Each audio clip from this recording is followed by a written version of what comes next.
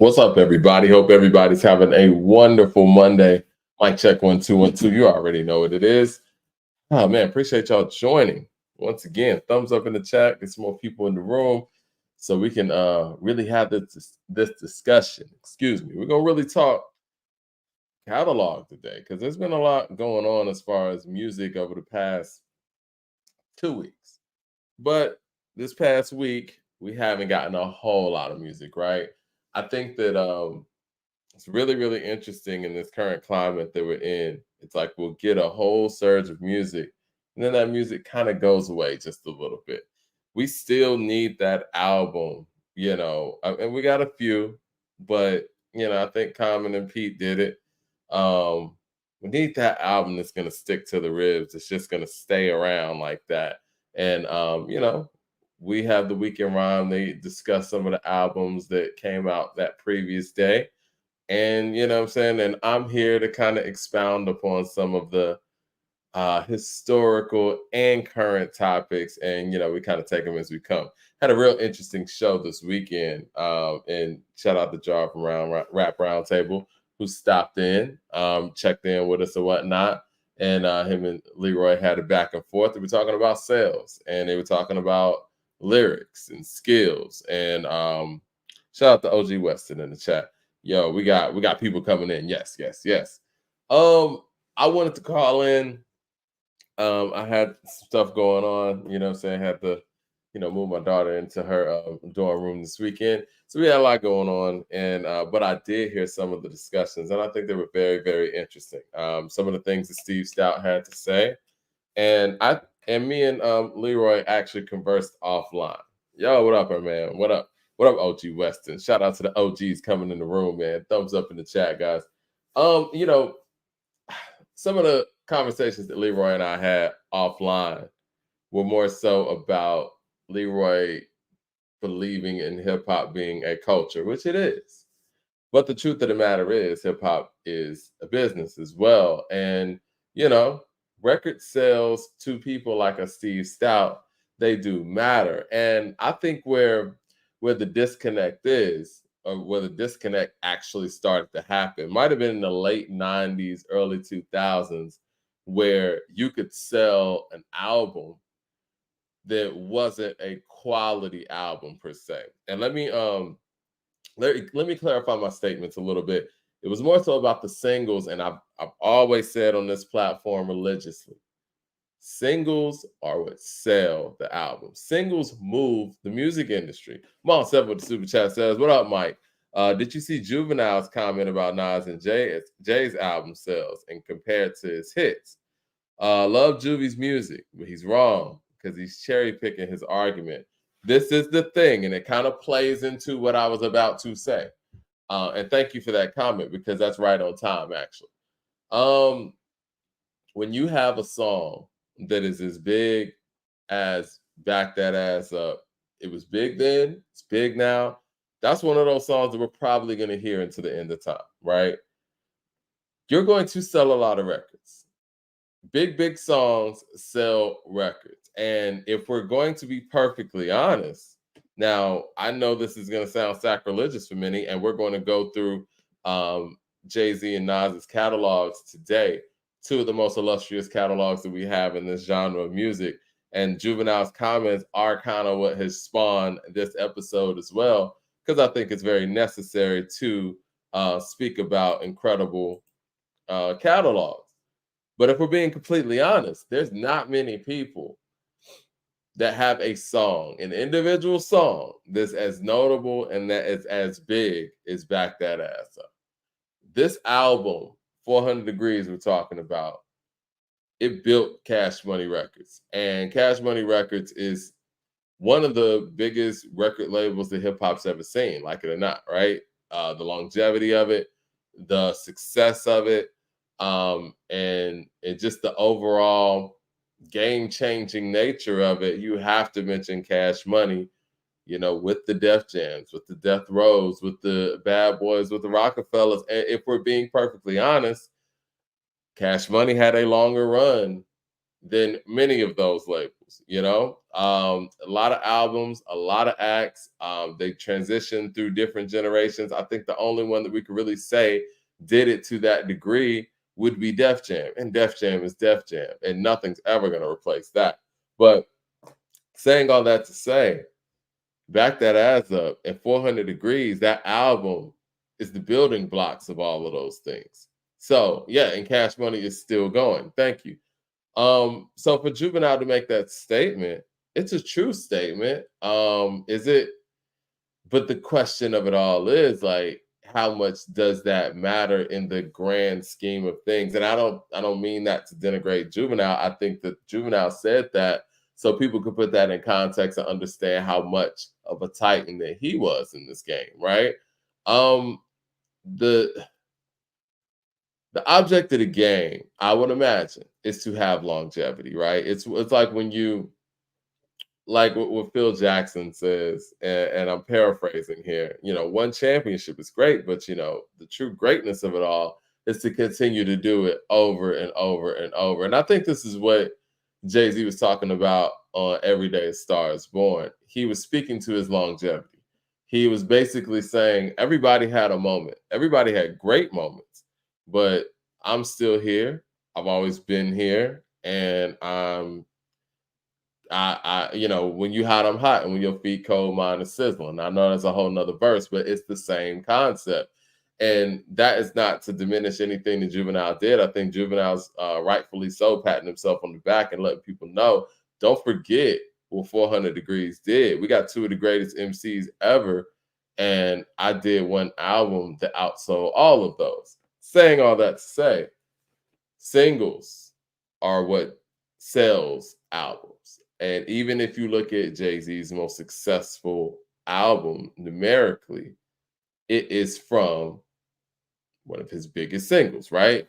Hard Knock Life, Ghetto Anthem. And not to mention, you got Can I Get Her over here on that album as well. So, yes, those singles help sell those albums. So, saying all that to say, we got caught up in an era where certain artists, or let's just say record labels, were more focused on giving us 2 or 3 songs that could actually sell the album, as opposed to actually giving us an album that people would gravitate to and say, yo, this is a great album. This is a classic album. That didn't matter as much.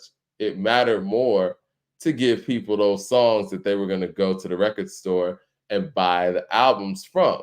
And so I think that we get caught up in this argument where record sales tell the tale. They don't. And also, it doesn't mean that because the record's sold that it's not a great record either. We got to look at the whole body of work. And that's why I feel like talking about sales really doesn't tell you the story. And that's why even when we do any of our criteria for all-time albums and things like that, the sales don't matter as much. Now, if we were talking singles, if we were talking like the greatest hip hop songs of all time, you might have to factor some of those things in. You might have to actually factor in how successful a record like Summertime was, right?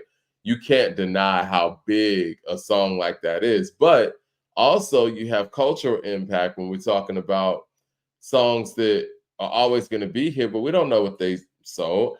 I don't know what The Choice Is Yours sold by Black Sheep, but anybody who hears that record knows that record. And so that's the beautiful thing about hip hop. I think hip hop is one of those genres where you can actually gauge the pulse of what's going on and what's legendary without having to follow numbers per se.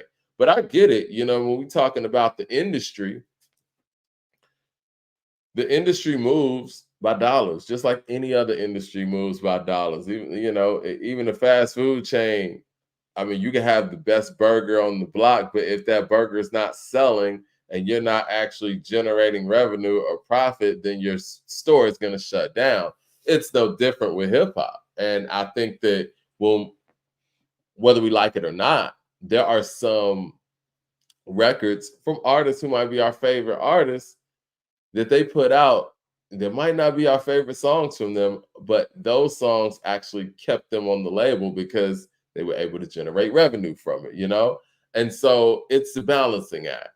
And that's why when we talk about our greats, our Biggies, our Pacs, our Jays, our Nas's, these guys perform that balancing act where they could give the fans what they wanted, and they could also give the industry what they needed at the time to continue to bring the money in and continue to keep that thing flowing. And I think the conversation that Leroy and I were having offline, Leroy was like, is it culture? Is it a business? And I'm like, well, it's both. And it doesn't have to be one or the other. The truth of the matter is, if this culture didn't turn into a business, then those kids that were, spinning on cardboard boxes and DJing in the park, at some point they would have had to go get a job. And they would have had to, put the turntables up if it wasn't paying them any money, if it wasn't paying their bills. And who knows where hip hop would be, or even if it would still exist if it wasn't turned into an industry. Now that's not to say that it being an industry dilutes, the cultural aspects of it. It should do nothing but add to that. We got Mad Max in the building. Mad Max said lyrics didn't sell because old heads don't care about it, and lyrics is care about it. Lyrics as much as they claim, and that's facts. Okay, all right, all right. I'm glad we're having that conversation. I'm glad we're having that conversation. The thing is,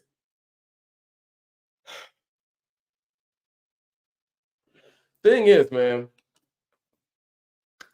nobody's buying records. Nobody's buying music. And if we're being perfectly honest, and I think we're so caught up in that older model of, record sales and this and that. Let's just talk revenue all together, right? You want to talk about the old heads, and that's not to say that, saying some of the older artists don't have younger fans.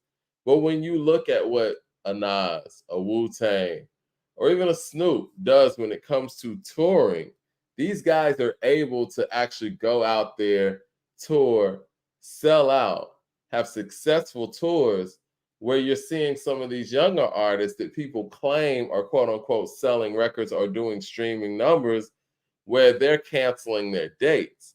So I don't think it's fair to say that old heads aren't actually buying music. Older hip hop fans are not only buying tickets to concerts, but actually buying merch. Let's ask the Griselda guys. You know what I'm saying? Merch was a big part of their business model because you had people who did pay attention to the lyrics. And I would think anybody who's listening to Griselda or who was following the whole Griselda movement, they care about lyrics, right? I think Freddie Gibbs' audience cares about lyrics, right? And they support that artist, and they support those artists in the way that financially reflects, where you're actually seeing the revenue. I think we get caught up in record sales, I would say, and that has translated to us getting caught up in streaming numbers. And to be perfectly honest, and I'm not trying to be a conspiracy theorist here, excuse me, thumbs up in the chat. Not everybody's streaming numbers are real. And sometimes people's streaming numbers are inflated.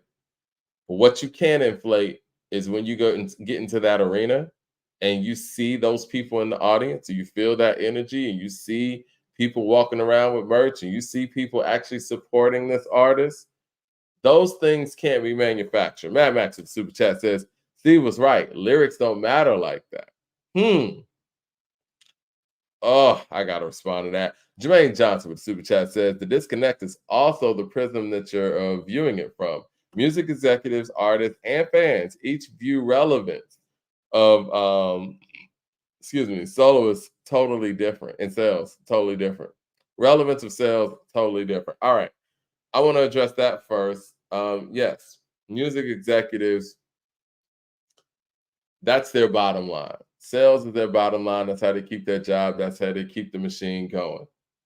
Artists, for many artists, and I'm not saying for all artists, but for a lot of artists who we hold very high, sales is something they have to do, right? It's something that they understand, like that's a part of their job. It's probably not their favorite part of the job, but they do it. I remember, Andre from Outkast was acting like, when he would perform Hey Y'all, like it was a chore or something. Like, it's the last time I'm doing this. Like, I hate this song, but you know what? You love this song because this song actually sold you guys 10 million records. Now, you might not personally like it as an artist, but you accomplished the mission with that record. So it's a love-hate relationship when it comes to artists, the sales.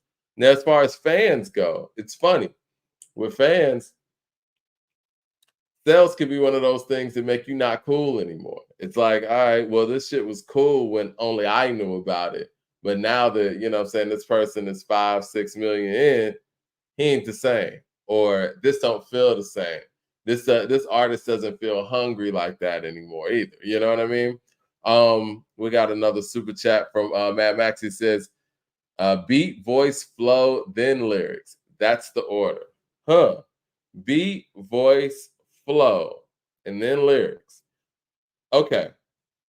When we say lyrics don't matter as much, I think that we're putting this in a box to say that lyricism is only one way. But let's go back to Juvenile. Since we're talking Juvenile, we're talking record sales, and we're talking 400 Degrees and what it did. The hit records that Juvenile put out there, were the lyrics of High important? I would say yes. But I will say, let's put this in order. Speaking of beat, voice, flow, and then lyrics, the most important part of High is the beat. I will say that. I think number 2 is the originality in Juvenile's approach. And I think that would go with the lyrics. The flow is in there too, but I think that his approach was more important than the flow on that song. Now let's go to Back That Ass Up. Once again, the beat was probably the most predominant. It's a hit record. On that one, man, I'm gonna have to say flow was probably second, and then lyrics. I will say that. But the hook is lyrics too. Girl, you look good. Won't you back that ass up? You a fine motherfucker. Won't you? That's important. And the way that he presented that and what he was saying and how he was saying it, even that after you back it up, then stop. What? Drop it. Actually, so I'm gonna say lyrics are number 2 on that one too, because y'all might not view that as quote unquote lyricism from a lyrical miracle standpoint, but actually placing those words where they were placed for that song, I think is way more important than how it was actually said. They're very close because flow and cadence adds a lot to that song, but the words themselves and the actions that they were invoking, I think, are slightly more important. Now let's go to Nelly, Country Grammar. I think that one's going to be flow, lyrics, then beat. So I don't know if it's a it's an all the time constant, Mad Max. I think that it depends on which records you're talking about, because even let's look at Sir Mix-a-Lot, Baby Got Back. Which one's the most important there? Is it the lyrics? Is it the flow? Or is it the beat? I would argue that the lyrics are number 1 on that one. I would say beats number 2 and flow is number 3, actually.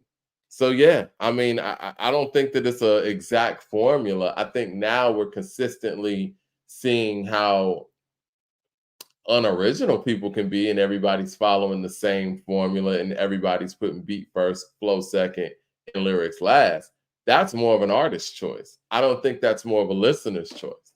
And so, yeah, if you want to say that lyrics aren't important and you're willing to go out there and push and sell material where the lyrics are last, that's kind of on the executives. When do executives get so lazy and get to the point where you're not even willing to actually work an artist? I'm going to say this, man, and y'all know how I feel about Eminem. I'm going to take a drink to that. Drink of water, that is. I got to give Interscope a whole lot of credit, because when they dropped the Slim Shady LP, they weren't trying to knock it out the box with sales. What they were trying to do would set him a foundation and give him a fan base and give him a place to actually go. He literally had one hit song on the Slim Shady LP. And I think that was by design. Like, you know, Guilty Conscious, it actually made some noise, but I can't say, I mean, especially on the Eminem level, I can't say Guilty Conscious was a hit record. I can't say Role Model was a hit record. I can't say I Just Don't Give a F was a hit record. The only one was Hi, My Name Is, really. And Interscope understood the long game, pause, when it came to this artist. We have to set a foundation here, and we have to give this artist fans based on the music, based on what they know he can do on the mic. Because if he jumps out the window too quick, trying to make nothing but, crossover pop records, or, I'm saying, to go out there and do some shock value stuff over and over and over, he's not going to have a foundation. And saying all that to say, when did record executives get so lazy where they don't feel like it's important to actually build that fan base first? I could say the same thing for what they did, what Columbia did with Illmatic. I mean, I argued with my former co-host about the intent of Illmatic. I don't think the intent of Illmatic was to sell records. I think the intent of Illmatic was to set that foundation and set that core. And when you look back on it, they set a remarkable core. If Illmatic would have had one of those records on there that would have sounded like he was trying to make a 1994 hit, it would have thrown the whole album off. And the fact that they say, you know what, we're going to stick to our guns. We're going to go out here and not only knock this one out the box, next time we're going to really knock them out the box, and we're going to go with If I Ruled the World. Now we can go out there and try to make a crossover record, because he has this foundation for a great album where he has a fan base that's going to rock with him moving forward. And you know what they're also going to do? They're going to see the success of an artist that they caught on ground level, and they're going to be even more fans, and they're going to feel like they were a part of the ride. Mad Max in the super chat says, "Wrong, Mike. All wrong beats matter the most. Then the voice." He's at home. Wrong, Mike. All beats matter the most. Then the voice, then your flow. Nobody cares what you're talking about if you don't sound good or your voice is weak. We don't care that that's why Fontaine never popped. Okay, I will give you this. I do think that there are some prerequisites. I do think that, if you're going to have a great record, yes, it's necessary to have a great voice as well, but you also have to have a great message and great messaging. Ice Cube has a lot of songs, a lot of great songs, great rap voice too, great flow. But Today's a Good Day stands out differently. Why? Because of where he took it lyrically. It's not just the beat. The beat's dope too. And many of us have heard Isley Brothers' Footsteps in the Dark, especially, if you grew up in that era where your parents were playing that.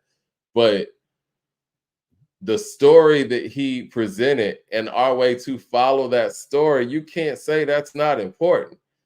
Ice Cube's not on there saying blah, blah, blah. He wrote a masterpiece with Good Day. Jermaine Johnson with the super chat says,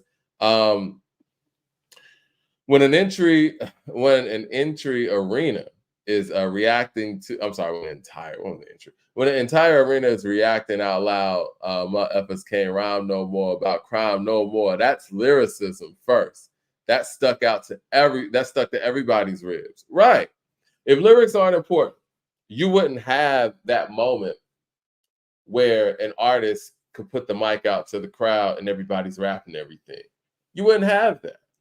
If it was just about flow, and regardless of, even some of the younger acts, some of the younger artists, if you don't think they're lyricists, fine, but their fan base knows these lyrics word for word. Mad Max in the super chat says, yeah, lyrics help your longevity, but it's not number one. It might not be number one right now. Maybe that's the problem. And that's probably why many of these records don't have the longevity necessary. Now, let me ask you guys this, because Not Like Us is probably the biggest song in hip hop in 2024, maybe the biggest song in 2024, period. How important are the lyrics on that? Now, if we're gauging Kendrick Lamar's Not Like Us, I would say flow is last, right? I would say lyrics are number one. I would say that the beat's number two and flow is last. Not Like Us, the lyrics are number one. And even when we're talking about battling, man, like lyrics are number one. And I think that it's hard to really sit there and say with a straight face that lyrics don't matter when the biggest hip hop song in 2024, the lyrics are actually first.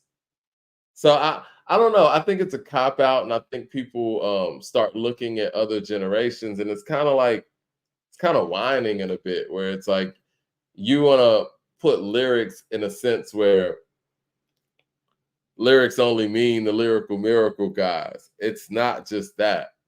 Lyrics are written in a whole lot of different ways. And, you know, and shout out to Scarface, because I guess that's a pretty good transition here, man. I know Scarface was, I was reading that he was admitted in the ICU. Don't have a whole lot of information on the situation. Prayers up for Scarface, one of our greats. We're still waiting on a lot of details on that end. And if I'm misspeaking, anybody in the chat, just let me know. I'm just basing it on, some of the stories that I have come across. But somebody like that, lyrics are number one. And his approach to the lyrics, are up there as well. But I think that his lyrics are why he's able to approach these records with his voice in the way that he does, because you feel them on that level. And Scarface doesn't have those, quote unquote crossover hits or all those big record sales, but he's one of the greatest to ever do it. And if you don't believe that, go check out his Tiny Desk concert. And his Tiny Desk concert would be a lot less impactful if it wasn't for the lyrics and the lyricism. And I think that, again, we get put in this box where we say that, being a lyricist and lyricism is one way. But Tupac's way of lyricism, Scarface's way of lyricism, Chuck D's way of lyricism, and Ice Cube's way of lyricism is extremely important. And honestly, it's a little bit more difficult to a certain extent, because you have to actually make people feel what you're conveying in a way where a lot of the times the lyrical miracle folks don't really have to. It's more of gymnastics in that sense. And not saying all of them do, but many of them do. The Raising Head with the super chat says, you just said that Back That Ass Up sold in any Nas or Jay song. That answers your lyrics. But it doesn't, because I also said there is a level of lyricism in those records as well, where the lyrics are important. He's not just saying blah, blah, blah. These are records that reach masses, right? And I'm trying to think what is probably, and I would love to ask you guys your opinion too. What is the most lyrical song in hip hop that sold a bunch of records? Now, obviously, when you're making a record that is going to translate to the masses, you're not going to go out there spitting your most vicious rhyme pattern, because that's just not what a radio record is. Even if we go into other genres, a big R&B record is not the one where a person is just singing all these runs and stuff. No, there you have to hit people at a level, and that's what a great record ends up doing, where it's able to do all the things. I don't think that to say that Back That Ass Up isn't lyrical, because I do think that it took lyricism to write that record. Not everybody could write that record. Like Angel Reese said, man, if everybody could do it, everybody would be doing it, And you hit lightning in the bottle with Back That Ass Up. Back That Ass Up is not just a beat. All things collided on that record. Now, it might not be New York State of Mind lyricism, but it's definitely lyrics. But saying all that to say, man, Scarface is the greatest MC in Southern hip hop history, and one of the greatest MCs of all time. I think that he's definitely a top 10 MC all time. And none of us even know how many records that Scarface has sold, and it doesn't even matter. We don't care. I don't. I've said it all the time. I don't know how many records the Low End Theory has sold. I don't care. Like those things don't matter. Let those things matter to the executives, and they can do whatever they need to do to keep their jobs. And I do think it's important for, let's just say, a record like The Chronic to have a G thing so that everybody can be opened up to how dope of an album this is. You need those albums, especially back in that era where it introduced people to that artist and to that project. It is unfortunate sometimes when you do have a great album that doesn't have that song that's going to pull people to that album. But outside of that, that doesn't make you any less of an artist because you didn't sell what another artist sold. Um, and I'm trying to think of where that became important. Maybe it started with Pac, um, as far as like using that for bragging rights, and an artist should use that as bragging rights because any notch you can put under your belt as an artist, you should do it. And it's not easy to sell records because if it was, everybody would be doing it. But saying all that to say, man, like it's not the end all be all either. The longevity is the end all be all. And somebody like Scarface has proven over time that selling records really doesn't make you an all-time great. I don't know how many records Scarface has sold. I'm sure he sold a good amount. He's in Texas, but we never lead with that when it comes to the Scarface conversation. Oh, he didn't sell this or he didn't do that. No, it doesn't matter. Our man with the super chat says, "Peace." The song that comes to mind to me that was lyrical and sold is Hip Hop Hooray. It's funny you say that because a part of me was thinking OPP. Or how lyrical do y'all think that One More Chance remix is? First things first, I pop up freaks all the honeys, dummies, Playboy bunnies, those wanting money. Those are ones I like because they don't get Nathan, but penetration. Less the spell like sanitation, garbage, I turn like doorknobs. Heart throb never, black and ugly as ever. However, I stay. I don't know. I love the OPP concept, and obviously Tretch is killing that shit. Hip Hop Parade when Tretch was like, "You put your heart in a part of a part that spreads apart." Yeah, I don't know, but those were some of the ones that would pop in my head. But again, strong hook, strong beat, and I will say this, Mad Max. Other than flow, I think when you're talking about hit records, I think you need to add hook in there because the hook is important. Now, if you want to say that the hook is more important than the lyrics, I can jive with that. I can get with that. But the flow, no. I think the flow, that's more of one of those Mike raps like Montel Jordan. I had to stop for that. That's funny, man. I rap like Montel. Okay, all right. But yeah, I think that the hook is extremely important. Voice, I mean, let's keep it real, guys. Not like us. It breaks a lot of these things that you guys are talking. Kendrick doesn't have a great voice on there. Do y'all think that rap voice mattered on Not Like Us? Do you think Not Like Us is a big record just because it's about Drake? I guess that's where a lot of you guys are with it. Exactly. I can't unhear it now myself, man. Every time I rap, I'm gonna be thinking Montel Jordan. Yeah, Montel Jordan has some jams. But yeah, man, hit records, they drive the industry, but they're not the end all be all. And shout out to Scarface, man, one of the greatest of all time. And I don't even know what Scarface's biggest song is, but that's the beautiful thing about hip hop. It doesn't matter. It really doesn't matter. Like when we talk about, DMX, yeah, he has some hits, but the hits aren't what we love X for. And the fact that he was able to make those hits just added to his artistry and who he was as the lyricist. So shout out to that, man. I was gonna get my man Siobhan on here in a second, but what I wanted to do today, since we're talking catalogs and since record sales and all that stuff has been the conversation, I want to go through the catalogs. Hold on one second.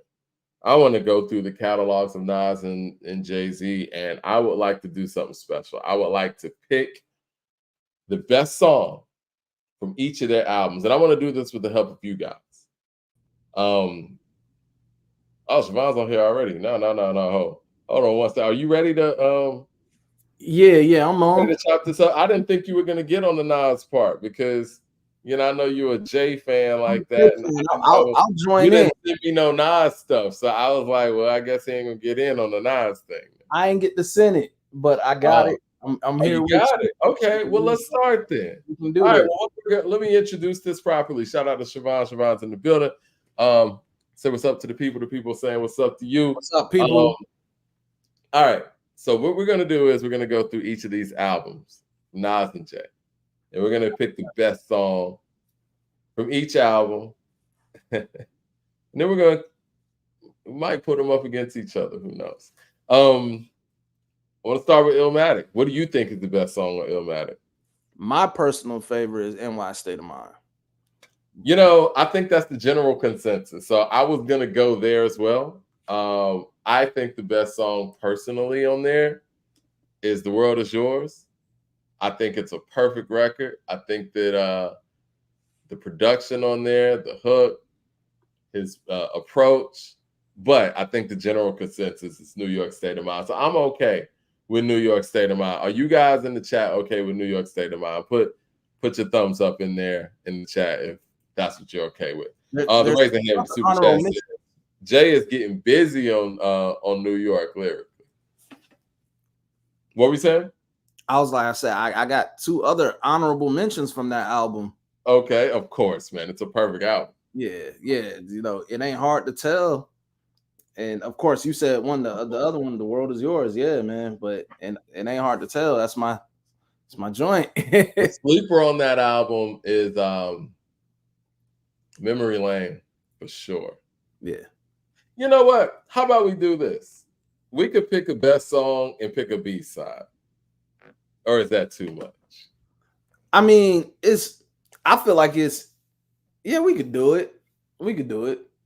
Nas, because Nas albums for me, man, it's just like I don't know. It's just like when I listen to his albums, his early albums had a lot of standouts, and he's still getting busy on these records, especially his newest albums and whatnot. But it's like I don't listen to Nas with the same ears as I do Jay for some reason, and that's just me. I guess that's just me. But it's like when I listen to Nas's music, I'm so focused in, and I have to really sit down and listen to his stuff.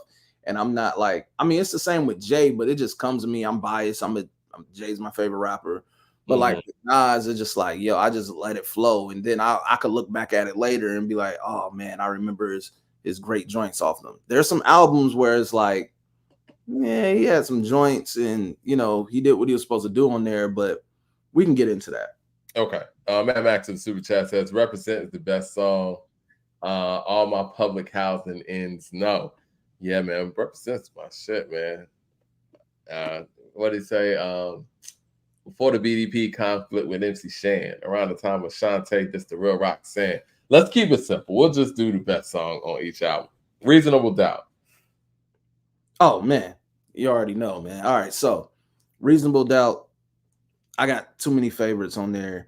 For me, I would say Can I Live is my personal favorite record, but I think The Evils is one of those songs off that album that is just like, yeah, it's undeniable, man. You listen to it. To me, that stands out too. And I'm a personal bias one for Feeling It as well. That's my joint. But there's a lot of joints on Reasonable Doubt. There's 22 twos, It's just so many, man. That's what I'm saying. It's different with Nas and Jay when I listen to it. But yeah, for me, I would say Can I Live, and I would say The Evils too. Dead Presidents 2 is my favorite Jay-Z song. It's between that and You Don't Know. But being objective, I think that The Evils is the best song on Reasonable Doubt for sure. It definitely hits a different chord. I think he's doing some things on there that he's not doing on the rest of the album. I think it's that, again, that Scarface Siegel mode where it's like he's hitting like these, it's that filler music, you know what I'm saying? And he's doing that in a way on that record that I don't think he's doing on the rest of the record. I think he's just he's styling, he's rhyming at a high level on the whole album, but the Evils is different. It feels different, you know? Facts, yeah. So I would go with the Evils as the best song on that album. Then we go to It Was Written. Huh. All right. It Was Written. Let's see. It Was Written, man. It Was Written's a very interesting album because I'm sure we're gonna get a lot of different answers here. My personal favorite song on It Was Written, Silent Murder, for sure. That's what I mean, straight up. Mine okay. Go ahead. I was gonna say my favorite off It Was Written is Street Dreams. Street Dreams is cool. That's my joint, man. Like, I mean, it's a dope record. But I like the message. Got so much on it. Yeah, I like the message. You know what I'm saying? And of course, If I Ruled the World, that stands the test of time. You know, that's like, I never was a big fan of If I Ruled the World like man, that. For me, If I Ruled the World, it just gets better with time, man. You know, it's just like when I hear it, it's like one of those ageless records, man. It's like it definitely it transcends throughout the years, man. It's like it doesn't sound like it's dated to me when I listen to it. It's still very relevant in what they're talking about. So it's very ambitious. I love it. It's a perfect single for him and for the times. Now I see people in the chat saying this, and this is what I was going to say before you started talking. I was going to say, objectively, I Gave You Power is probably the best song on the album. The way it's written, you know, we had kind of seen. We had kind of seen Pharoah Munch's group take on a topic like this, but Nas took on that whole personification of an object to a whole nother level. The songwriting just became, I think that's when his songwriting got bumped up and storytelling got bumped up to a whole nother level. So I'm okay with I Gave You Power being the representation. I know Taking in Blood's high up there too, of course. Yeah. Live Nigga Rap, as much as I love that record, I think that, you know, it's got, you know, Havoc and Prodigy on there. So I would love to just have a record that represents him. So yeah, I would say objectively, I Gave You Power.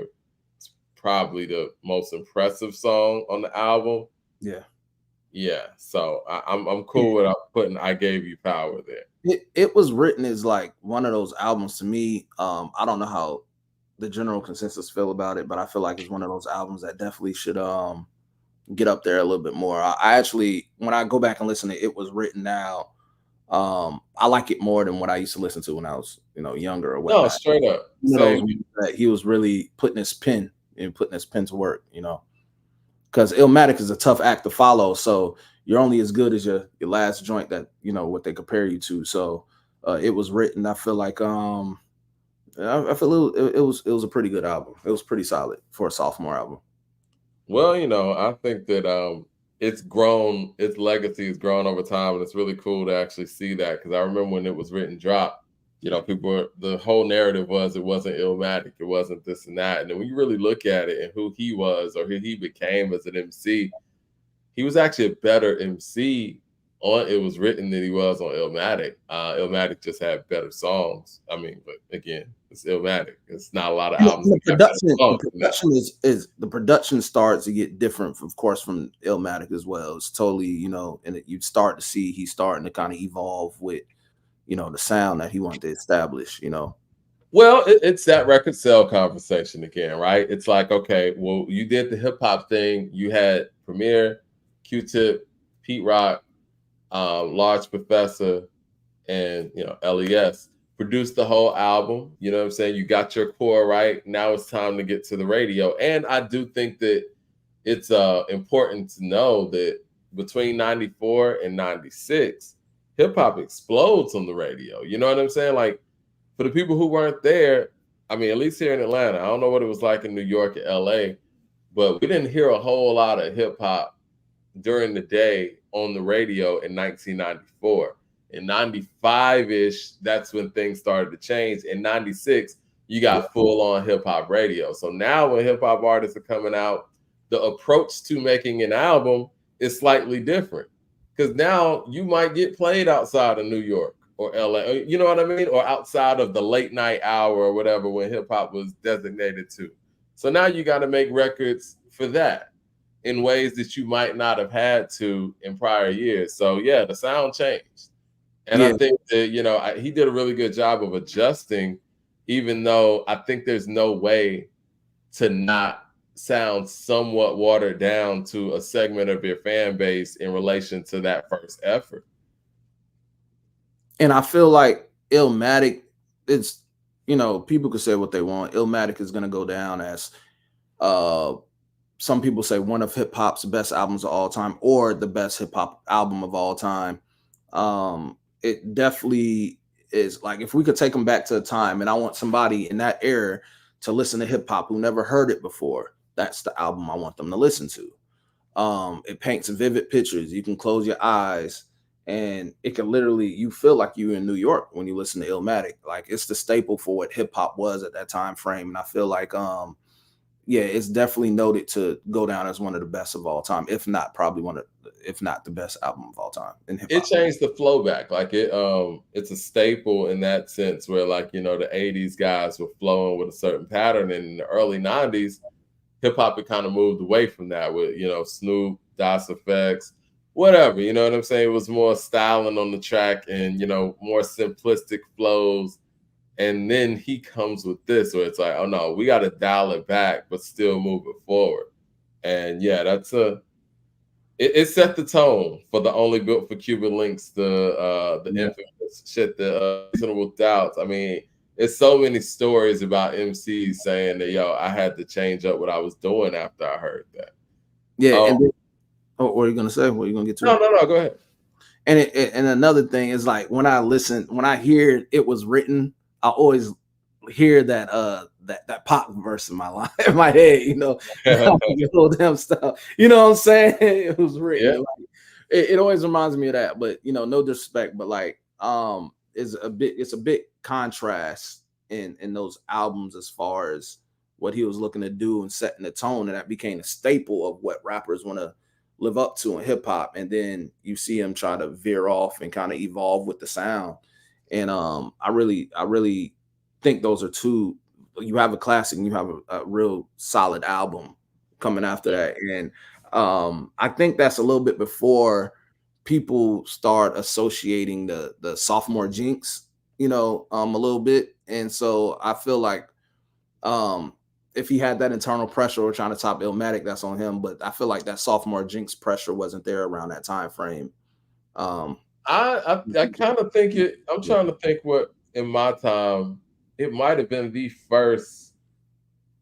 I don't want to say sophomore jinx, because I remember Q-Tip having that conversation about when they were coming with the low end theory, following up people's instinctive. So I guess other people dealt with that conversation, but it feels like hip hop was able to answer that a little bit better back then, because the lights weren't as bright, to be honest. You know what I'm saying? Like, the street lights were, but it wasn't like you had the whole world waiting. The first time I think we really saw somebody have the whole world waiting might have been with Snoop, had to follow up Doggy Style. Yeah, that's tough. Yes, facts. And and I give Snoop a lot of grace for having to follow up Doggy Style, dealing with a murder trial, losing his producer, you know what I'm saying? Losing not just his producer, losing Dr. Dre. You know what I'm saying? Like, that's big. Having to lose Dr. Dre and having to figure that out as well. And then the label being in disarray after Pac's death. So having to follow up Doggy Style on top of all that, man, I mean, the Dogfather might be the most disappointing sophomore effort ever, but I get it. You know what I'm saying? Like, that was tough. That's a tough ask for anybody. And while we're on the Snoop thing just a little bit, I don't want to stray away from the Nas and Jay stuff. I feel like Snoop doesn't get a lot of credit for his albums he did on Death Row. I feel like coming from doing the type of music you're doing with Death Row, that produced by Dre stuff, that totally switching and coming into the Southern world, rapping over those beats and still being Snoop, is a true testament to how he is a chameleon with still staying true to Snoop, but bringing that to everything else. So I think those No Limit albums from Snoop actually deserves a lot of credit for him coming into that world and still remaining himself, but adapting to that wave of what they're doing with No Limit. And then doing the same thing with the Neptunes, and Yeah, you got to give Snoop credit, man. yeah, That's incredible stuff as an artist. Volume 1 from Jay. Off okay. top of my head, I'm going Imaginary Player. Yeah, I was gonna say that's my favorite, man. Especially we know who he's talking about. You know what I'm saying? Like, Imaginary Players, definitely. I would say my favorite though, like my personal favorite out of all of them is Where I'm From and Who You With. But I never liked Who You With. I never liked that record. Who You With, man. I like it. But Where I'm From, it's just so gritty, man. That Where I'm From, yeah, Where I'm From is crazy. It's just so it's fire. And I remember watching this. What was it? I think it was the little movie that they did. It was like the Streets of Watching. Yeah, and I just remember those parts. Like there's certain songs. That's what I'm saying with Jay. There's certain moments that the songs take me back to when I remember seeing that stuff when I was younger. And like Where I'm From is one of those joints, but I really do like Who You With. But Imaginary Players was like, it was slick. We knew who was getting there. It was, yeah. That's one of those songs, man, where it's like, if you want to know who Jay-Z is as an artist, and I always say conversational Jay is the best. And if you want to know who he is as an artist, like popping that shit, conversational, and still giving game at the same time, go listen to Imaginary Player. Like Imaginary Players with that joint. Yeah. Okay. For me, Nas I Am. This one's probably one of the easiest choices to make. Nas is like the best song on there to me. I Am. Yeah. Nas is like is gonna be that one for the casual hip hop fan that'll say "Hate Me Now," even though that stuff had a lot of controversy around it from the video. It had a lot of mixed opinions on the sound of it. Diddy being on there, it was an interesting time for that song. Yeah, there's a lot around that song, man. Steve Stout again. Stout. So that wasn't Nas to me. I mean, when you listen to the lyrics, it wasn't bad lyrically, but it's just sonically now when I listen to Hate Me Now, if it's not like related to sports or something, a score or whatever, I don't see myself bumping Hate Me Now in the comforts of my headphones in my home and be totally honest. It's like I remember when I first heard Hate Me Now, I liked it. Like you say, you kind of listen to a song on the surface, but it's one of those things where it's like, again, we need a single. And that song didn't genuinely feel like Nas. And and we can say the same thing with Jay on the other end with Sunshine on Volume 1. Like, we need a single. And even I like You Belong to the Streets. What did they call it? Was it Man of the Night? The one with Blackstreet on Volume 1. It was like City Is Mine. That's what it's called. City Is Mine. I actually like the hook for that. But it was something about that record sonically, and Teddy Riley produced it. I think it sounded like the times, and I didn't really love that because once again, it just sounded like you're trying to make a single, as opposed to kind of letting it flow. I actually think this is the album where people start to question Nas in his direction of music. Yeah. I Am's all over the place. Yeah, this and the following joint after that too. I feel like that's that one where it's like he was trying to find his thing again. It was starting to become experimental a little bit. Well, the bootlegging of the double disc of I Am kind of threw things off, from my understanding, right? Like the double disc of I Am, or what it was supposed to be, and the bootlegging and the leaks, and you having to kind of just basically scrap everything and make a whole new album after you've already conceptually put together this double album, and the label says for whatever reason they're not going to put it out, and then you rush the Nostradamus thing, and it's just. That's what I'm saying. It's like it's interesting those albums, those two albums. It could be a documentary on that time period in itself. Yeah. Volume 2. I didn't Uh, have an answer for this for a long time, but I know what my answer is. Volume 2 is one of my favorites as far as like kind of getting a glimpse into Street J a little bit, besides, the Rock La Familia album. But Hmm. like my favorites is, of course, it's one of those J classics. I love to see him produce it. It's Nigga What, Nigga Who. Um, Oh, I didn't think you were gonna say that's what I that's picked. one of my favorites, bro. Just one of my favorite Yeah. J songs. I feel like with him and Jazzo, they killed that shit. But I'm a fan of a lot of songs in there because I really like the coming of age too. I like how that the dynamic with him and Bleak and from their perspectives, and listening to Bleak's interview, talking about it is just like how it came apart. It's even harder to hear how it came with young Bleak. But I would say I like If I Should Die a lot. Mhm. Um, I like If I Should Die. I like Ride or Die, because I catch Jay's shots in some of these songs, him throwing This Is the Mace and stuff like that. You know, That was check the video if nonstop you always around this number time. two, you know what I'm saying? Like, yeah, man. And I'll go back to your mainstream hip hop fans. They would say Money Cash Hoes, but for me, my favorite off the album is Nigga What, Nigga Who, and If I Should Die. I'm gonna be honest Now, with I think that the critique for volume two is it sounded too much like the times and didn't age as well as some of his other material. Um, I personally love A Week Ago because again, that's conversational Jay. you. Uh, Yes, I love it. but Yeah, yeah. I heard Nigga What and Nigga Who the other day, and honestly, man, when I think about all of the collaborations between Timbaland and Jay, that's Timbaland's best beat. It might be his best rap beat. That Even shit's the video, even the video is just like, yo. Look, man. and Jay's not just rapping fast on there, like he's spitting too. Like he's Yeah, not just it's not just flow of like just I'm just rapping fast to rap fast, like like Busta Rhymes does sometimes. No shots, I'm just saying. But he's like really snapping on there, man. Left him in the cold with his thin sweater. Rap hit the ball two and me. I threw four back. Hold yeah. that. There's a lot of people that like it's critical of volume two. It's like me being critical of like volume three. Even though he was spitting on volume three, but like I Volume see, three got a lot of holes. yeah. So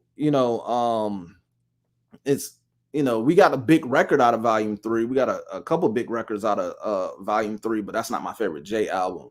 So yeah, volume two I still listen to. Yes, it is dated, but you can't deny listening to that album and Jay spitting. And you go back and you're catching who you throwing shots at. Like I said, there was shots being thrown on that. There was that underlying him and Mace beef, them going and dissing each other. Mace had dissed him on the 112 record. He's getting back at Mace. So it's just like there's a lot of joints on that album for me that I like. One of No, my all right. When we say dated, I always lean towards production. I don't know if you caught the conversation earlier before you got on, but according to Mad Max, I guess the importance of a hit record, it goes beat, flow, and then lyrics last. Now,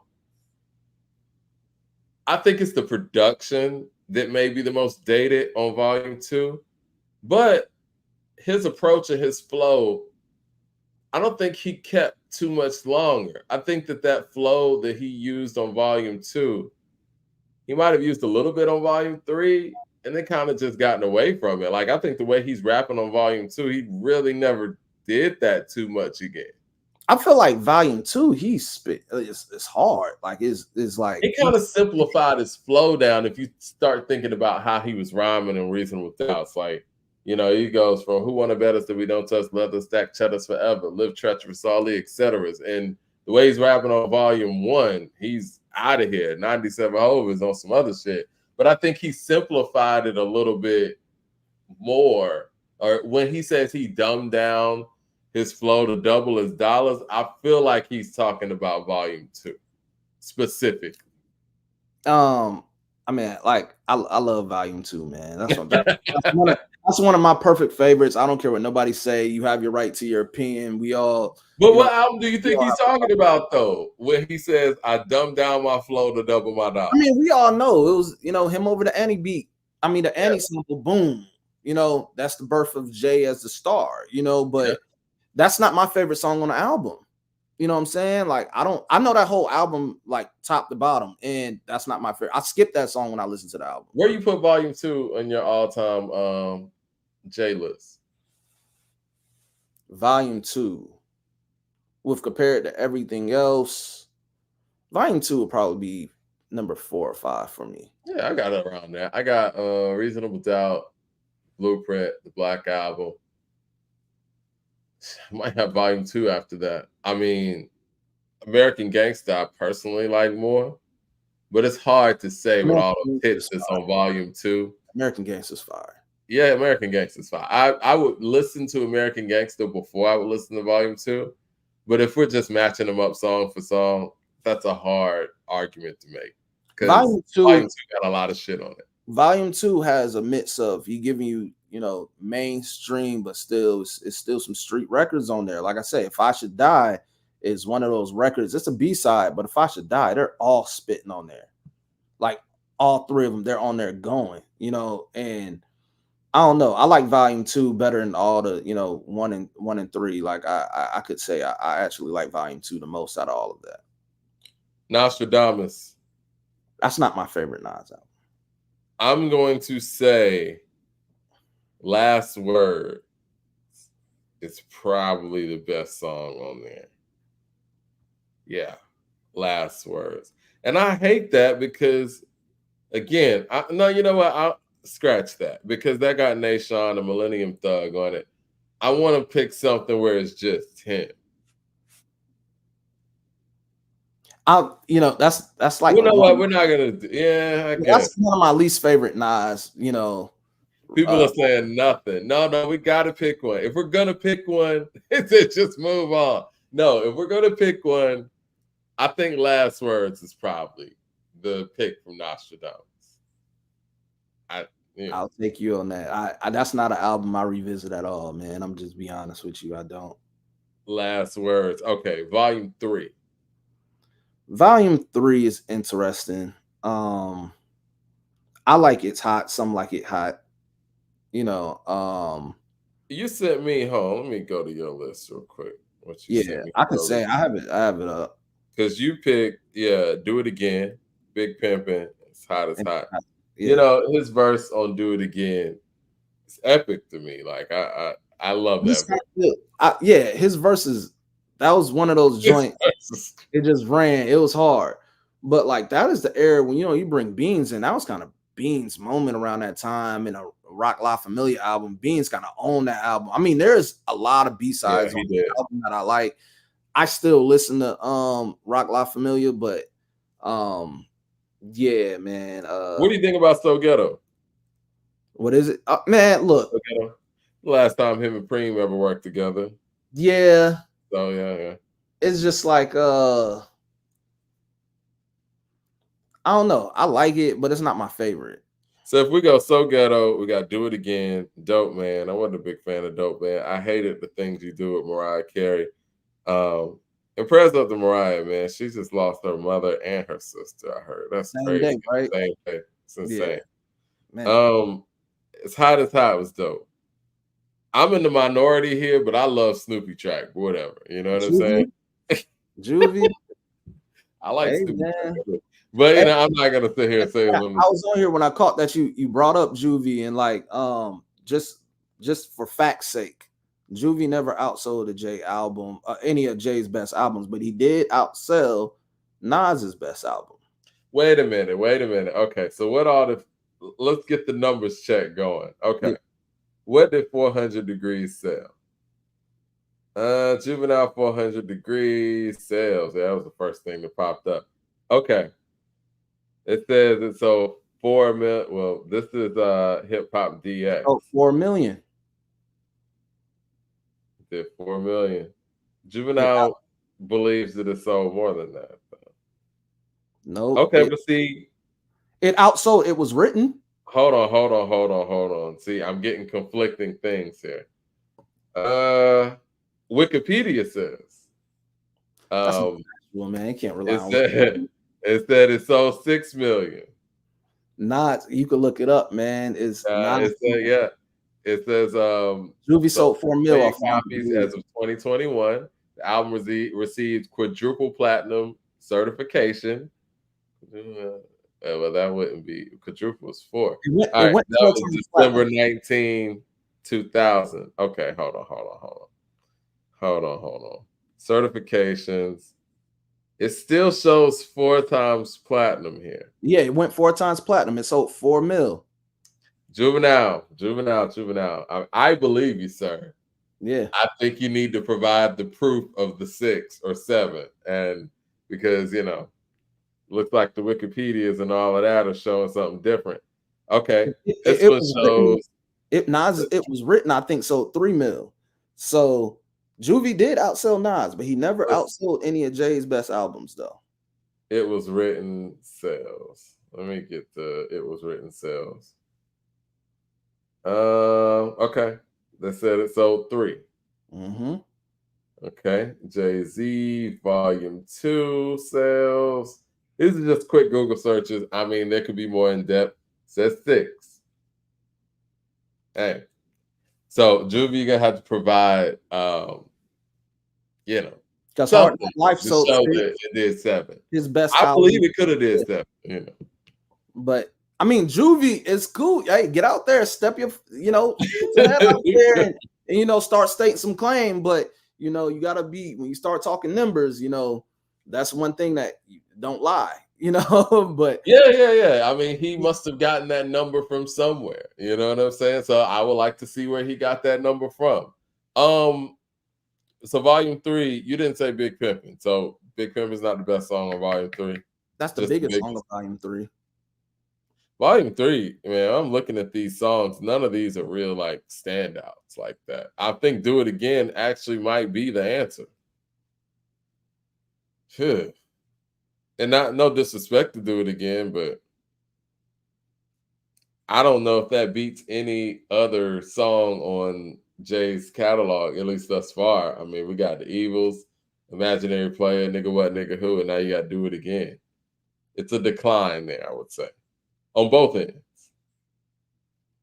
All right, now you got Stillmatic. That's one of my favorite Nas joints. Of course, that's the resurgence of Nas, him coming out during a beef. It's one of the Ether. best comeback albums ever. Oh, man, ever. You got Ether. You got Just Take Your Pick. Got Yourself a Gun. You got You're the Man. Rewind. Rewind is one of my favorites. Yes, one of my favorites on that album is that's a really great album. Is Rewind the best song on the album? I mean, my favorite personally is What Goes Around Comes Around, or What Goes Around. But if I'm being objective here, I'm going around You're the Man, Rewind, or One Mic, something like that. One Mic is my personal favorite, but Rewind is one of those joints I like to revisit a lot. Like if I listen to that album, Rewind is the joint I have to listen to.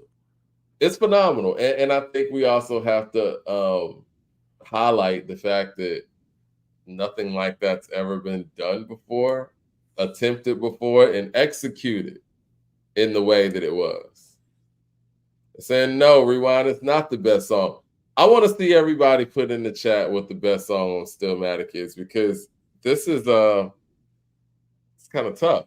I mean, we'll let you guys pick this one because Rewind, One Mic, even Second Childhood, What Goes Around. Do people want to include Ether in that conversation? I mean, you can, even though I don't think Ether is the best song on the album. I don't think it's the best song on the album too, but I think it's some people's reason why they had to go visit that album though. I guess for some, yeah, it is the quote unquote single on there because Got Yourself a Gun, I didn't feel like was that strong of a single.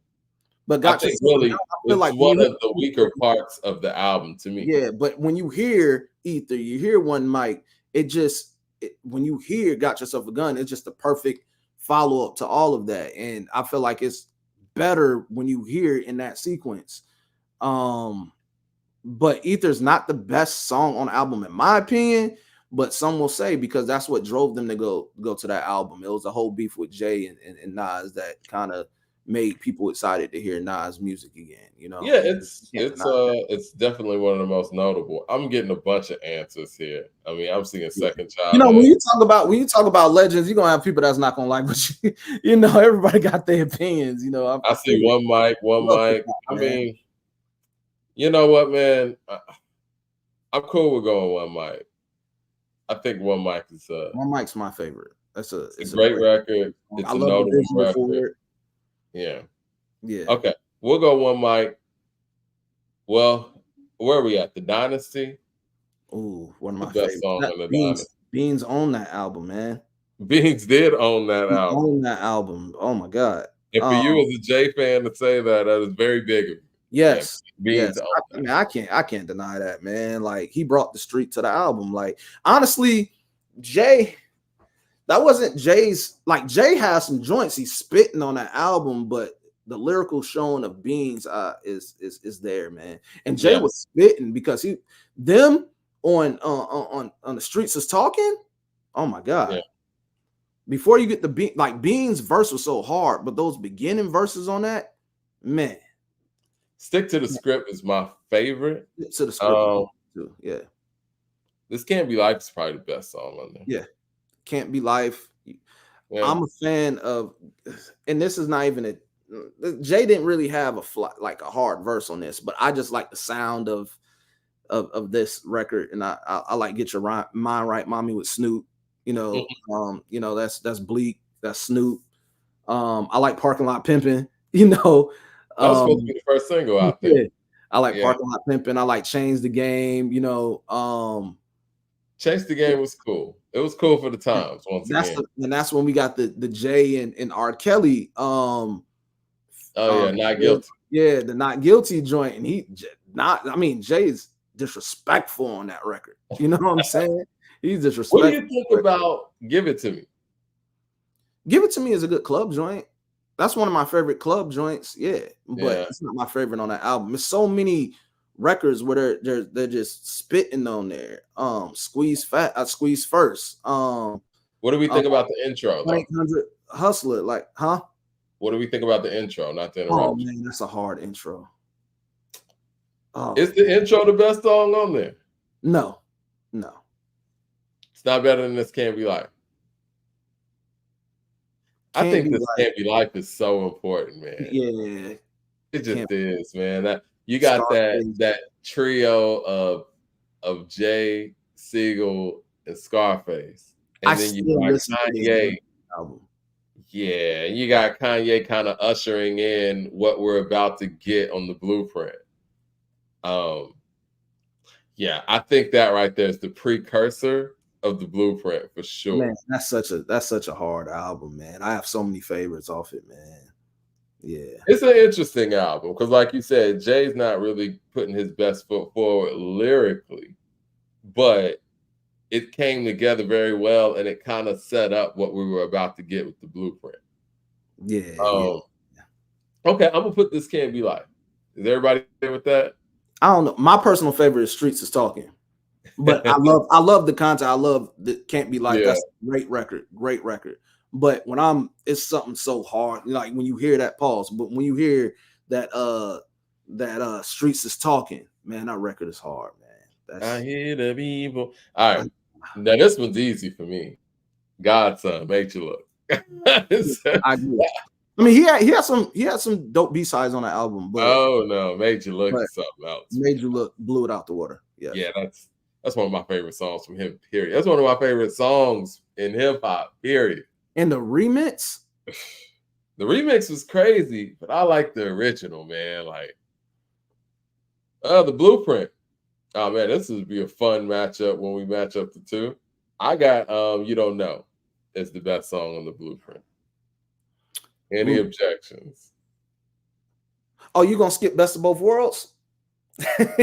Yeah, I mean, I don't think we need to do collab albums, do we? Well, Rock La Familia is a compilation. They said, you know what? The Lost Tapes. Did I skip the Lost Tapes? Lost Tapes is they both came out the same year. But let's be technical here. But we're gonna do the blueprint. Okay, if we're gonna do Lost Tapes, then I guess we should do Best of Both Worlds. Go ahead. Let's do Best of Both. I know the best of Both Worlds is not a lot of people's favorites, but there's joints in there. Like if I was old enough to be in the clubs back then, I would want to hear off Best of Both Worlds. Like, I wish I was in a club when they dropped Take You Home With Me. Like, man, I wish I was in the club when that came out. Green Light, he was spitting on Green Light. The Best of Both Worlds intro, crazy. Break Up the Makeup, PUSSY, the last joint there. Like, hey man, Best of Both Worlds is it's not a bad album, man. It's not my favorite, but it got some joints on there, man. My favorite song on there was the song Best of Both Worlds. That's the intro. But man, when I'm telling you, Green Light, Get This Money, Take You Home With Me. That album didn't age very well, but at that no, it didn't. Yeah. I gotta rewind real quick because the Lost Tapes, and I did skip over that unfortunately, and we're gonna go back to that now because the Lost Tapes came out in September of 2002 and Godson came out in December of 2002. So I'm gonna go Lost Tapes. I think, man, people are saying a lot of different things with Lost Tapes. I thought Do-Rags, but then Blaze of 50s on there. Jeez, this man's catalog is insane.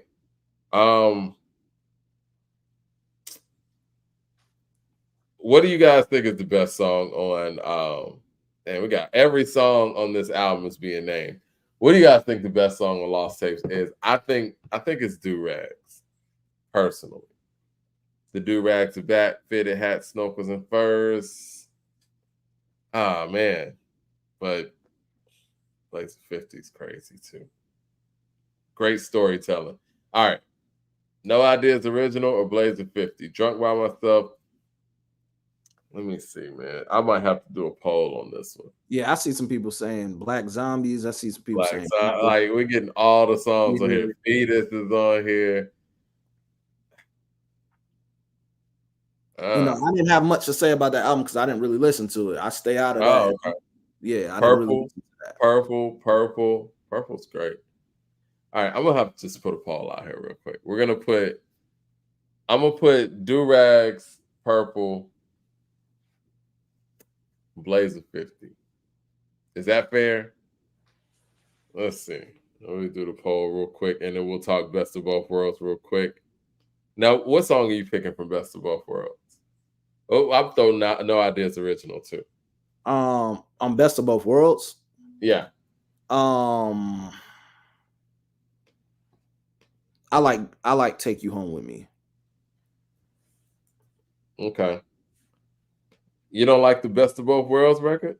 I love it, but it's like it's like an intro. They were spitting this was a song, but it's like I said, there's so many songs, man. You got Devin the Dude on the last joint, Right. You got, like I said, Break Up the Makeup was one of my joints. Get This Money, Green Light, Take You. Like, man, it's the sound of that time. So that's why I say it sounds dated, because it's like the production of back then. But man, well, it's that Trackmaster sound that ended up being on Jigga Jigga That Nigga Jigga, which I think kind of threw off the blueprint in a sense too.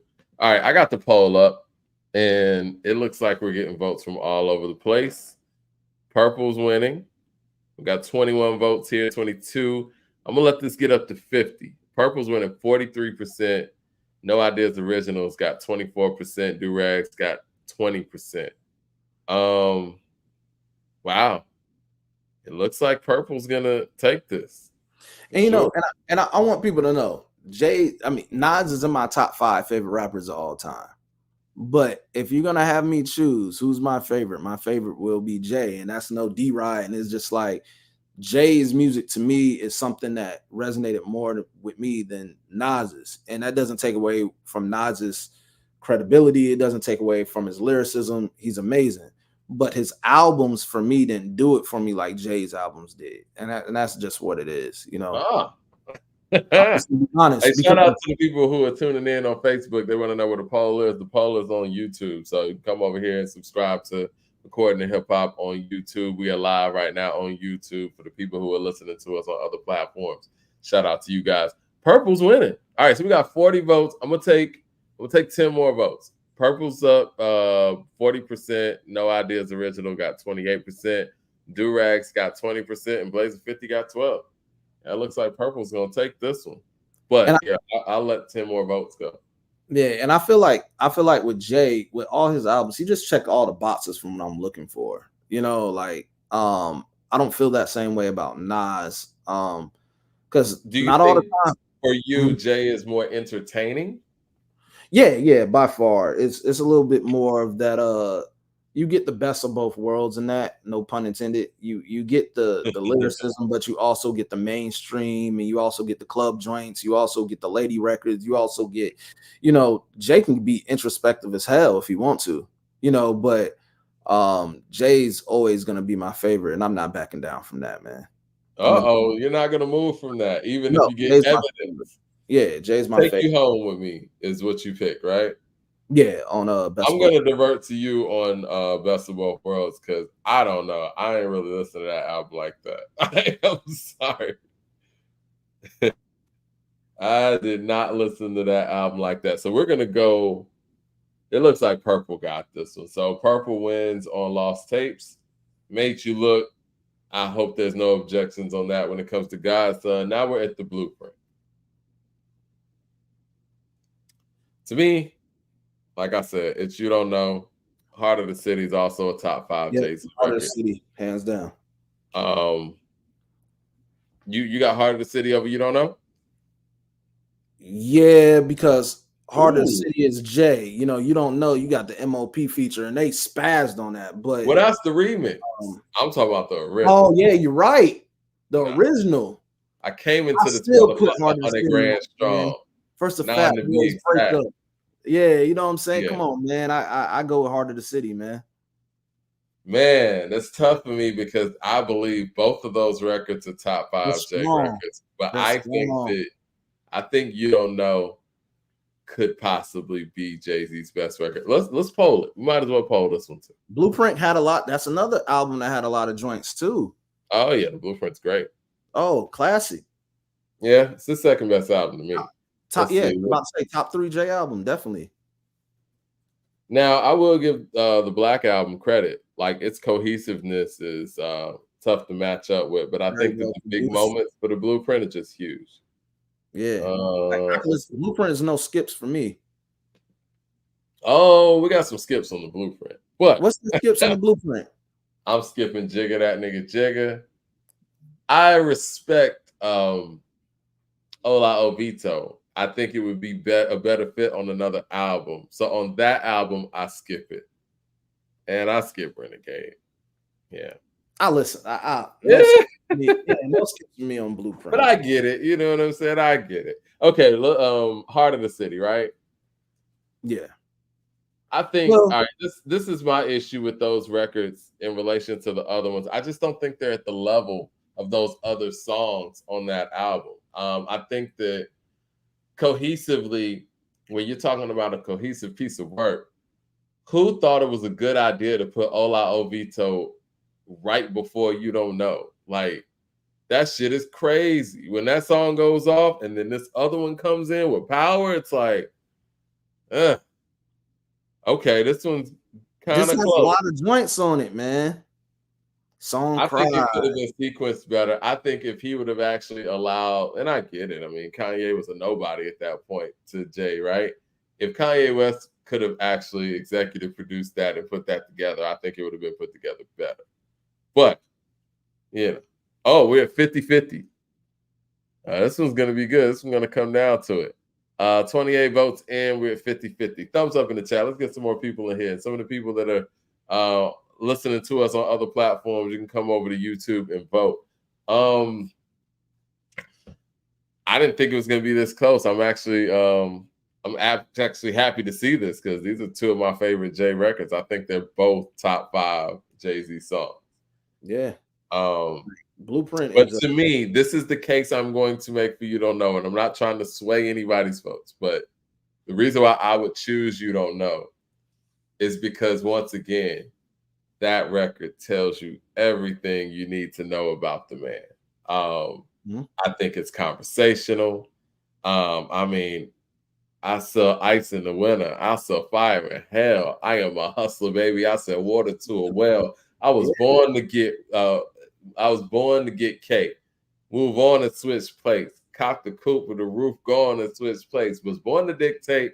Never follow orders. Dick face. Get your shit straight. Fucker. This is Big J. I don't know, man. Like him he talking. was spitting, but he was spitting, but Heart of the City, man. It's the best line on the whole album is on Heart of the City. Yeah. You know, nigga, respect the game. That should be it. What you eat don't make me shit. Yeah. Where's the love? Like, yeah. Hey. I think that's my favorite Jay and Kanye collaboration for sure. Heart of the City.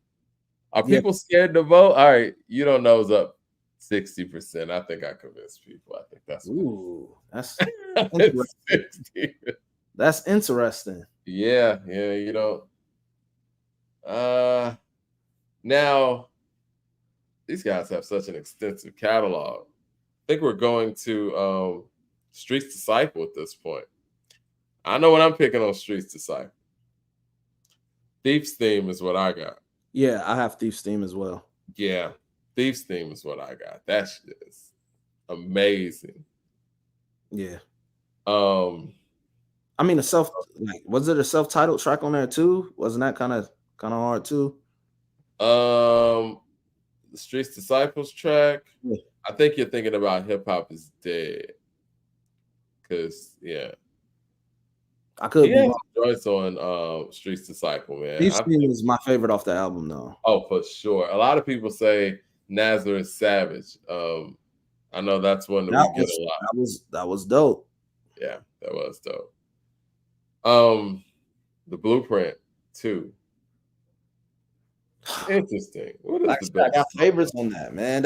It's hard having me, because like on the Jay and the Nas thing, because like Jay's man, Blueprint 2. Huh? You got Nigga Please, you got Poppin' Tags, you have the You Don't Know remix, you got Somehow Some Way, you know what I'm saying? You have the Watcher 2, where Rakim gave a hard verse on there, and whoever wrote for Dre on that was hard too. Probably Rakim. Yeah, I mean, you got the Blueprint as a song on that album. A lot of people like to talk about.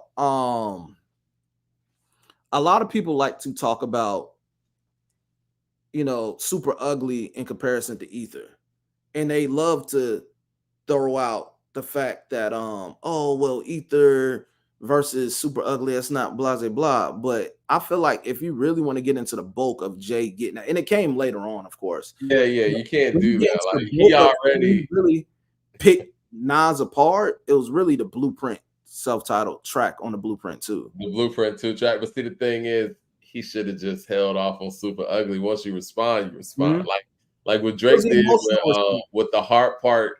What was that? Heart Part 6? Shouldn't have done that. Should have just waited. Man. Yeah, it was the emotional response. But the Blueprint joint on there, man, is it Uchi Wally Wally or is it One Mic? Is it Little Girl? Black Girl Lost a Shorty Owe You for Ice. Come on, man. Like I've been real all my life. I'm just saying, man. But he kind of even in that song admitted defeat. I do think that when you start talking about, I guess, those jabs that were coming after, I guess, the main songs, Last Real Nigga Alive is probably one of my favorites in that series, too. Y'all know about my Biggie Wars. Who you thought Kicking the Door was for? But that's my heart. And when he ended that shit, like, it's like the gift and the curse. Fuck that shit. The first should be last. I'm a man's man. A rapper's rapper. G-O-D. S-O-N. They be none after. I was Scarface. Jay was Manolo. hurt me when I had to kill him in this whole squad. Oh no, man! When I hear it's like yeah, whoa. Blueprint joint, I mean, and let's keep it real. The only thing that I don't even want to get into that, man. Now I will say this: the Yeah. jungle line from the Blueprint 2 is crazy. You know, Yes. your little brother Jungle was a garden to me. It was pretty dope. That joint All hard. right, so the Blueprint 2. What do you think about Hovey Baby? You know, 7 straight summers. Critics might not admit it, but nobody in rap did it quite like I did it. Did it, I done it before. You get it, I had it. Got mad at it and don't want it no more. I don't know, man. It's hard to pick the best. You know what? I think mean, because it's a 2-disc album. That's number one. It's a 2-disc album, and there's bangers on both sides. There's bangers on both sides. That's when you first heard Kanye spit too, right? Right. The Bounce. That's not my favorite. The Bounce. Yeah. I will say this. I think the single might be the best song on the Blueprint 2. And I'm not talking about the Beyonce one. Excuse Me Miss might be the one. The best song on a whole Blueprint 2? Overall, I mean, because the Blueprint 2 is all over the place. Like, it's all right, do you want the streets or do you want the song that because it really didn't have like what we normally get from a Jay album, like a big song. I feel like when you go and you look at the Blueprint 2, right? I feel like both discs are divided perfectly with whatever mode is on. I feel like Blueprint 2, The Curse, that had like a little bit of his harder records on that side. Let me see. I would tell you my favorite song on the whole album is I Show You How to Do This, Son. Now that's the best song on the album to me, but I don't know if that is indicative of that album. You know what I mean? I feel like the Blueprint 2 slept on in his discography because I think it's got some joints on it. I think it has some sequence. It was just too much music. And like I said, I like Young Chris on Nigga Please. You know what I'm saying? Guns N' Roses. What was that? With Lenny Kravitz, man. Meet the Parents is a great storytelling song. Meet the Parents kind of misses the mark for me. It seems like Jay's trying too hard to tell a story. I think him trying to get into his Nas bag was like it's a little forced.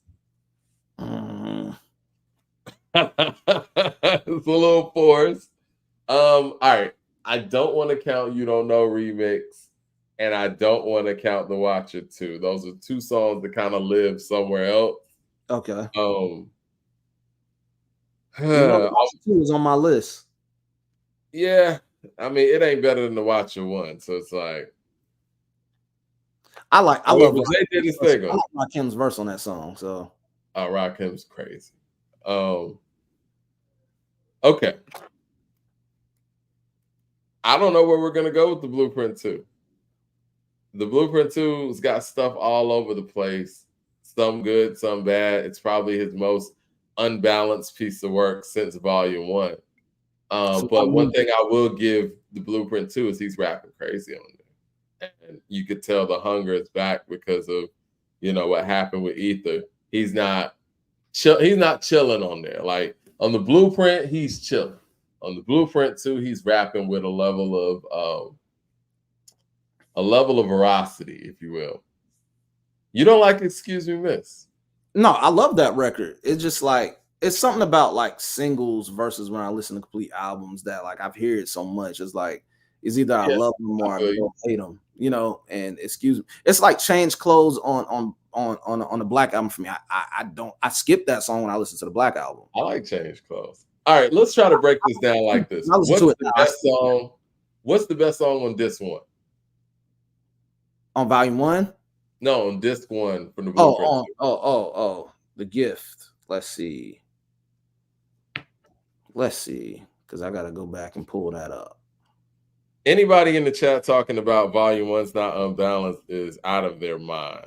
You know what I mean? Like, let's just be real here. Like, yes, Volume 1 has great moments, but it also has The City Is Mine, I Know What Girls Like, Sunshine. Like, these songs are on the album. You know what I mean? Rap Game, Crack Game is not like a banger like that. Like, you have levels that are unbalanced. And when I say unbalanced, that don't mean that the album's whack. That means that you got songs that are 10s followed by songs that are 5s and 6s. You know what I'm saying? Like, you know what? I need Supreme Nas fans to just accept the fact that Nas replay value on some of the albums just don't be there all the time. And I'm not saying that, what? and I'm not saying that out of being just a Jay lover, but it's just like sometimes if I'm not in the mood to listen to Nas, that shit can put me to sleep. And I'm just gonna be honest. And he's my top 5 favorite rapper of all time. He's in my top 5. I don't care what anybody's saying. He's in my top 5. But I have to be in a certain mood to listen to that. What is it? Is it the production? Feeling that I'm in.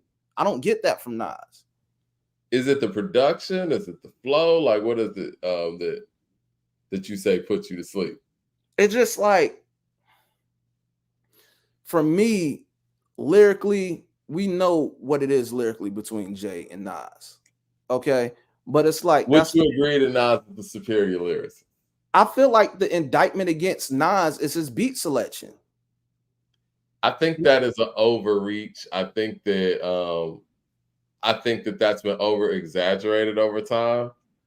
And when I'm trying to think of when I have for early J. Cole. It's the same thing for early J. Cole. No, beat selections, man. His beats are way better than J. Cole's though, because he does have a Nas's like in his catalog. New York State of Mind, yes.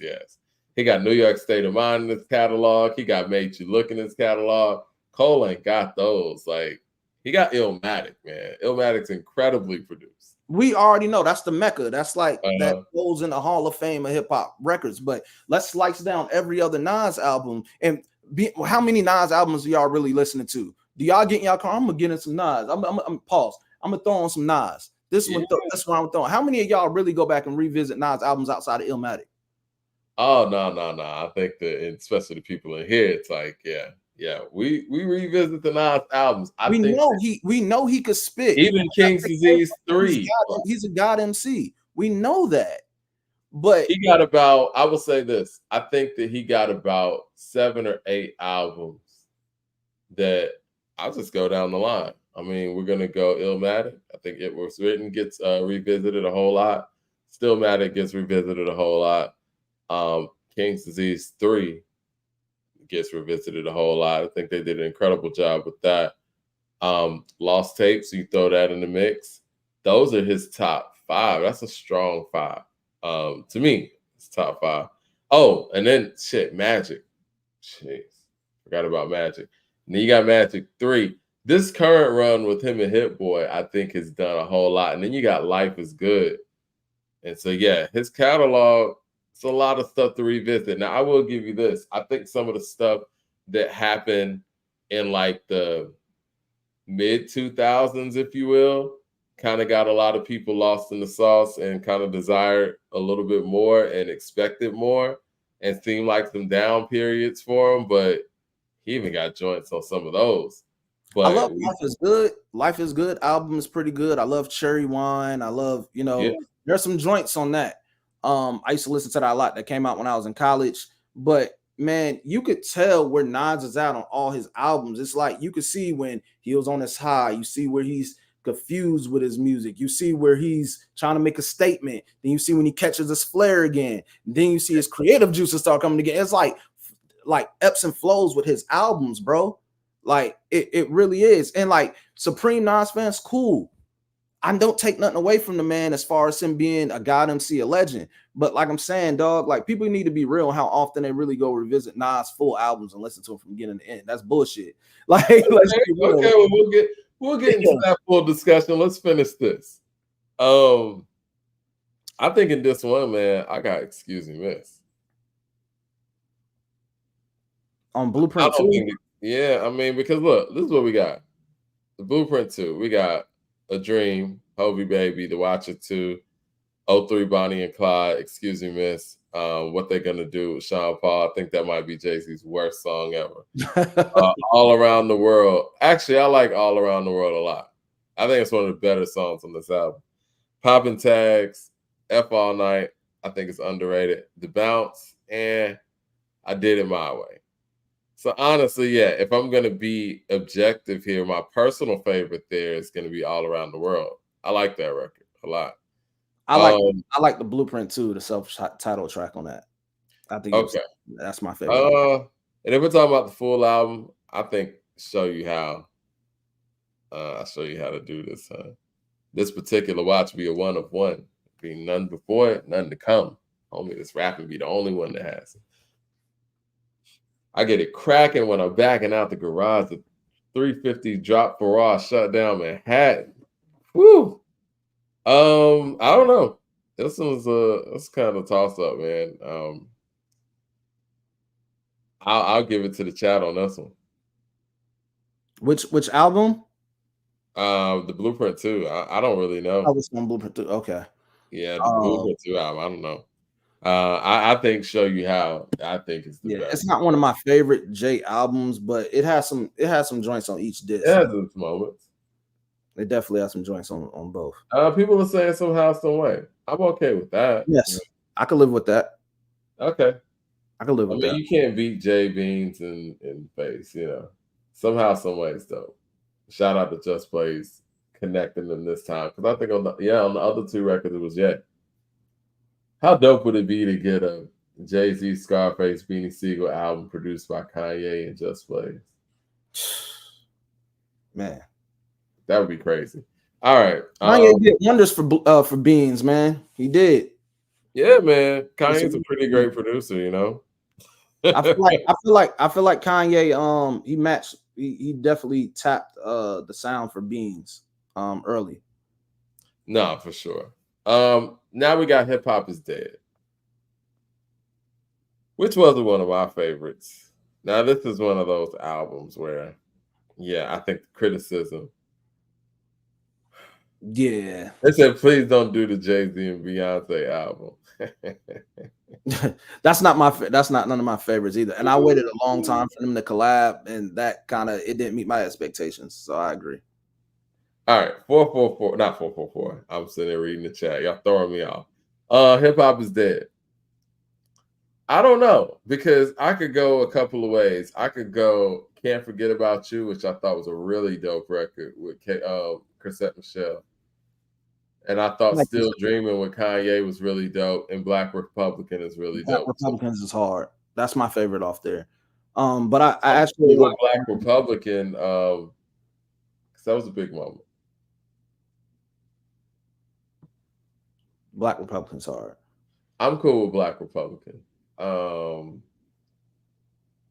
Yeah. Okay. That was a moment. Black Republican, and now we're on Black Album, I think, right? What's the best song on the Black Album? I like Allure, but I don't think that's a standout track from there. I think What More Can I Say is my favorite. But man, Lucifer was dope. What about PSA? What about PSA? I love PSA. They still play it on everything now. I love it. That's not my favorite on there. I think it's got the most legs. That's not my favorite on there, but I love What More Can I Say. I feel like he was spitting on that. But Lucifer, 99 Problems, Threats, Allure, Encore, the production on there was fire. But for me, What More Can I Say?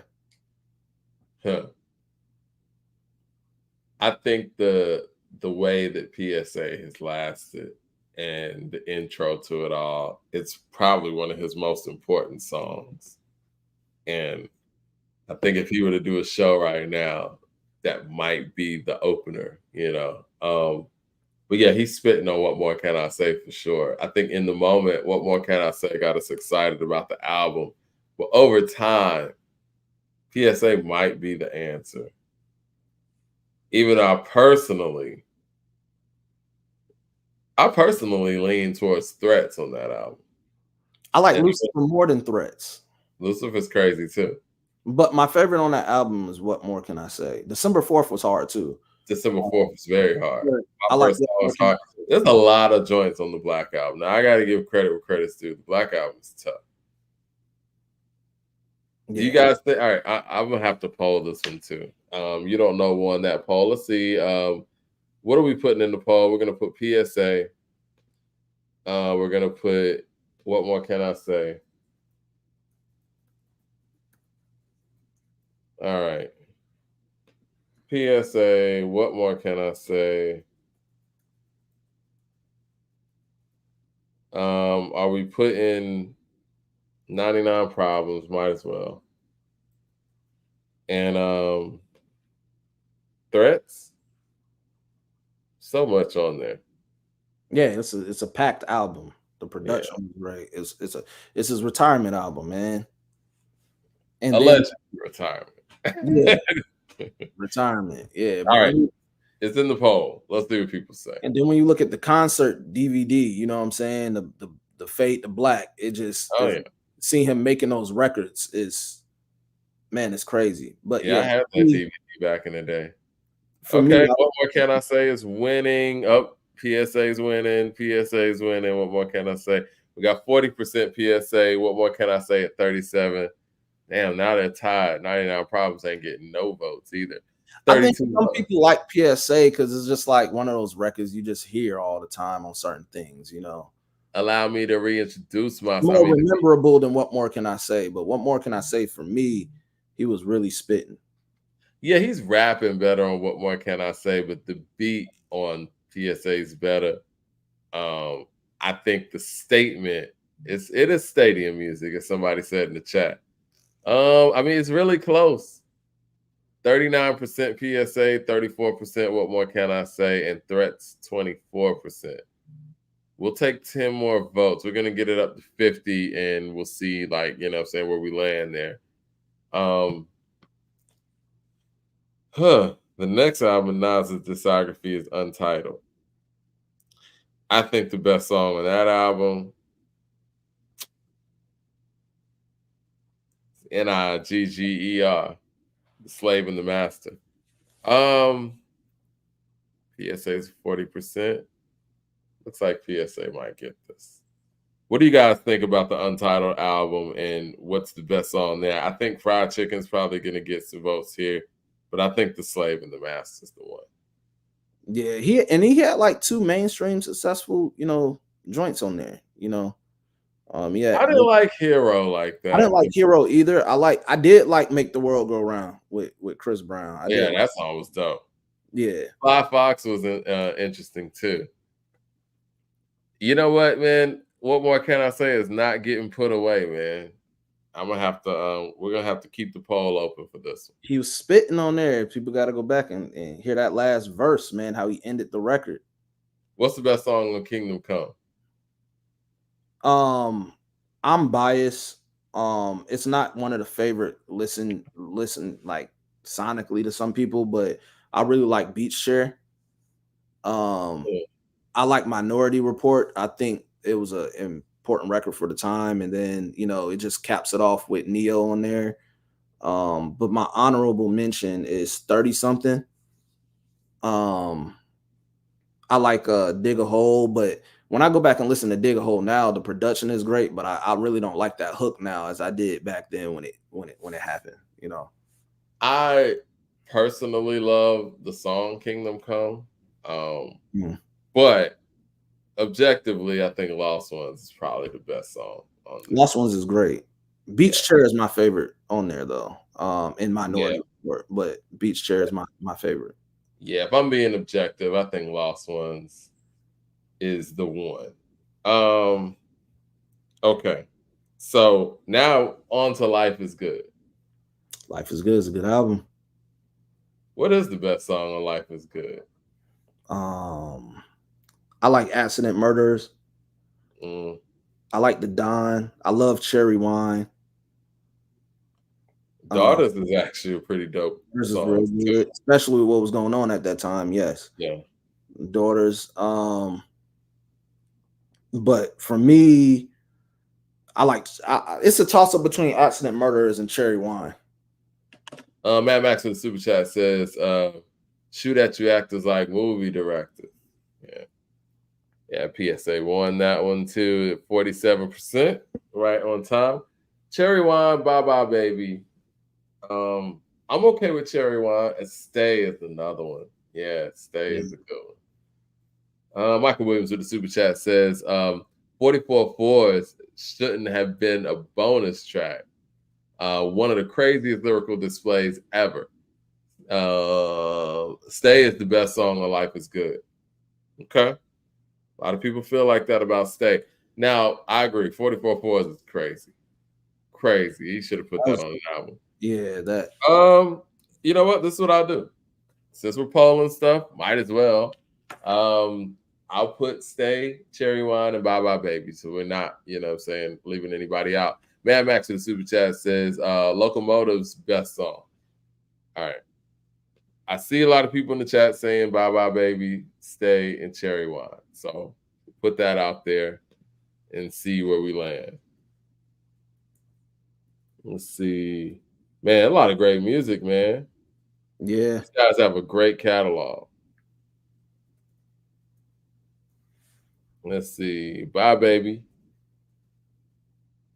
Stay and Cherry Wine. Boom.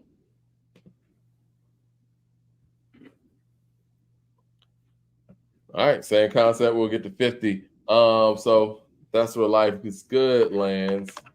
American Gangster. Great album, man.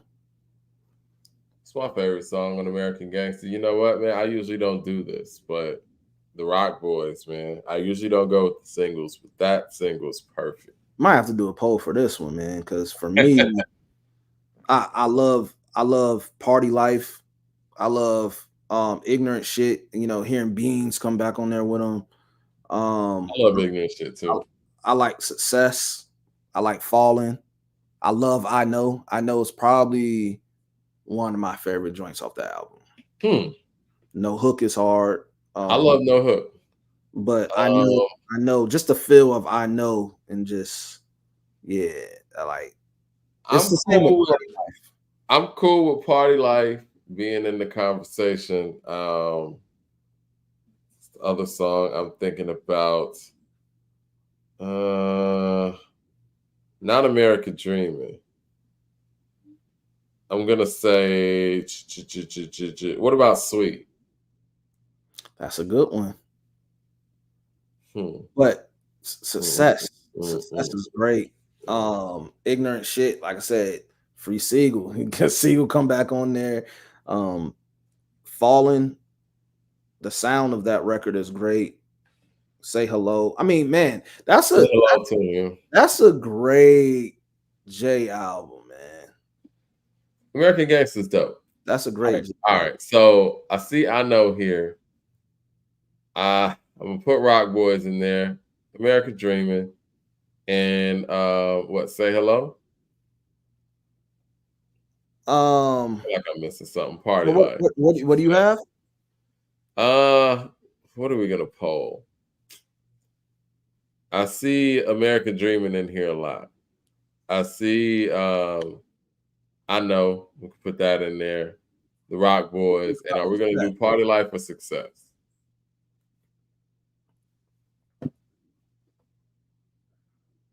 And Stay won the other one, by the way.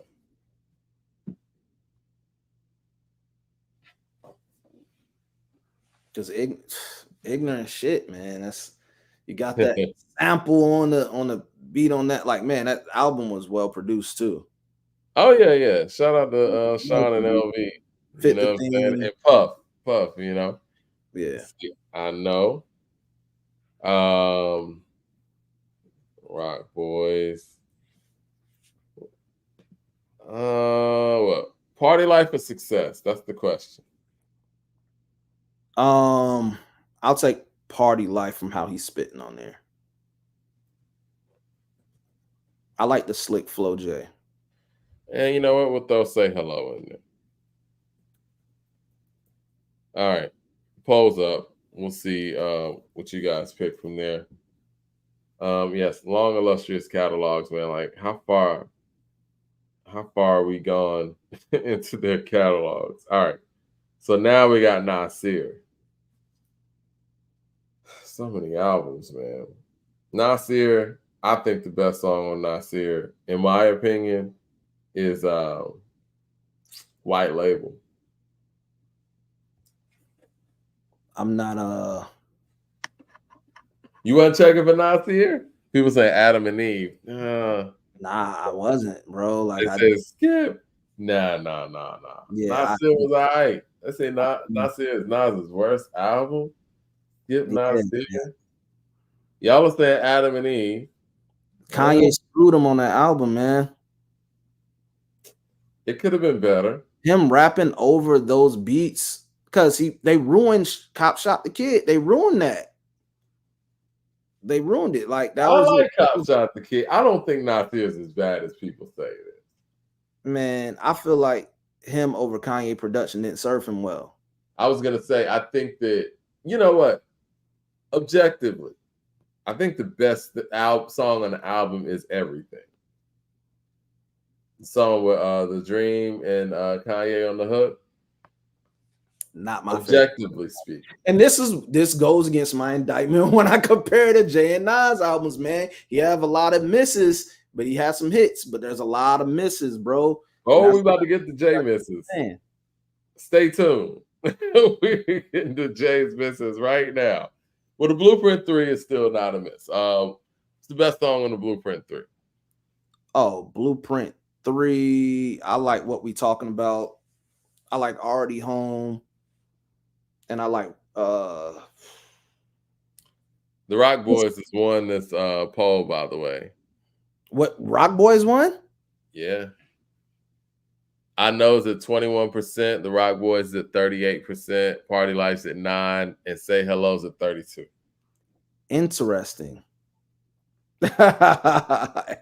And my takes is wild. Yeah, I'm with the Rock. I think so. I like Rock Boys, but I just don't. I don't think it was the best joint on there. Run This Town. I mean, Run This Town was a big record. The Blueprint 3 is weird, man. I mean, you got to say it. I guess Empire State of Mind, even though no, it's not the best song on the album. Okay, my favorite song on Blueprint 3 is So Ambitious. Really? I don't Yes. really like So Ambitious like that. I just like Jay over Pharrell tracks.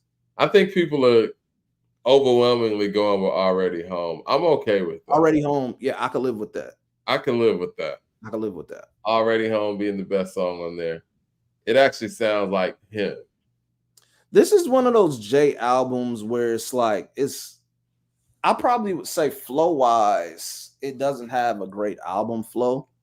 Is it not DOA? I forgot about DOA. DOA is on that. Is it not DOA? Is that not the best song on the album? No, Already Home is. Nah, I like Already Home. I think he's searching for his flow on this album. There's a couple songs on this album I don't like. I don't like Off That. I wasn't a fan of On to the Next one.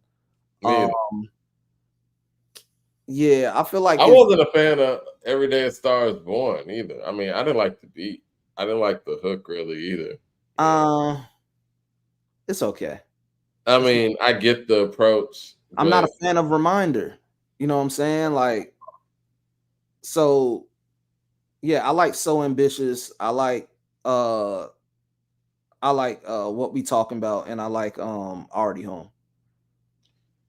Okay. Now we get to King's Disease. Wow. I like Ultra Black a lot. I like Replace Me.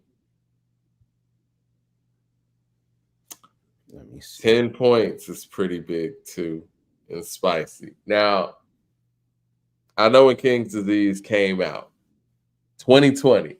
Oh, we skipped Lost Tapes too. Gosh, man, these guys' catalogs is crazy. I guess I can't skip Lost Tapes too. Damn. What's the best song on Lost Tapes too?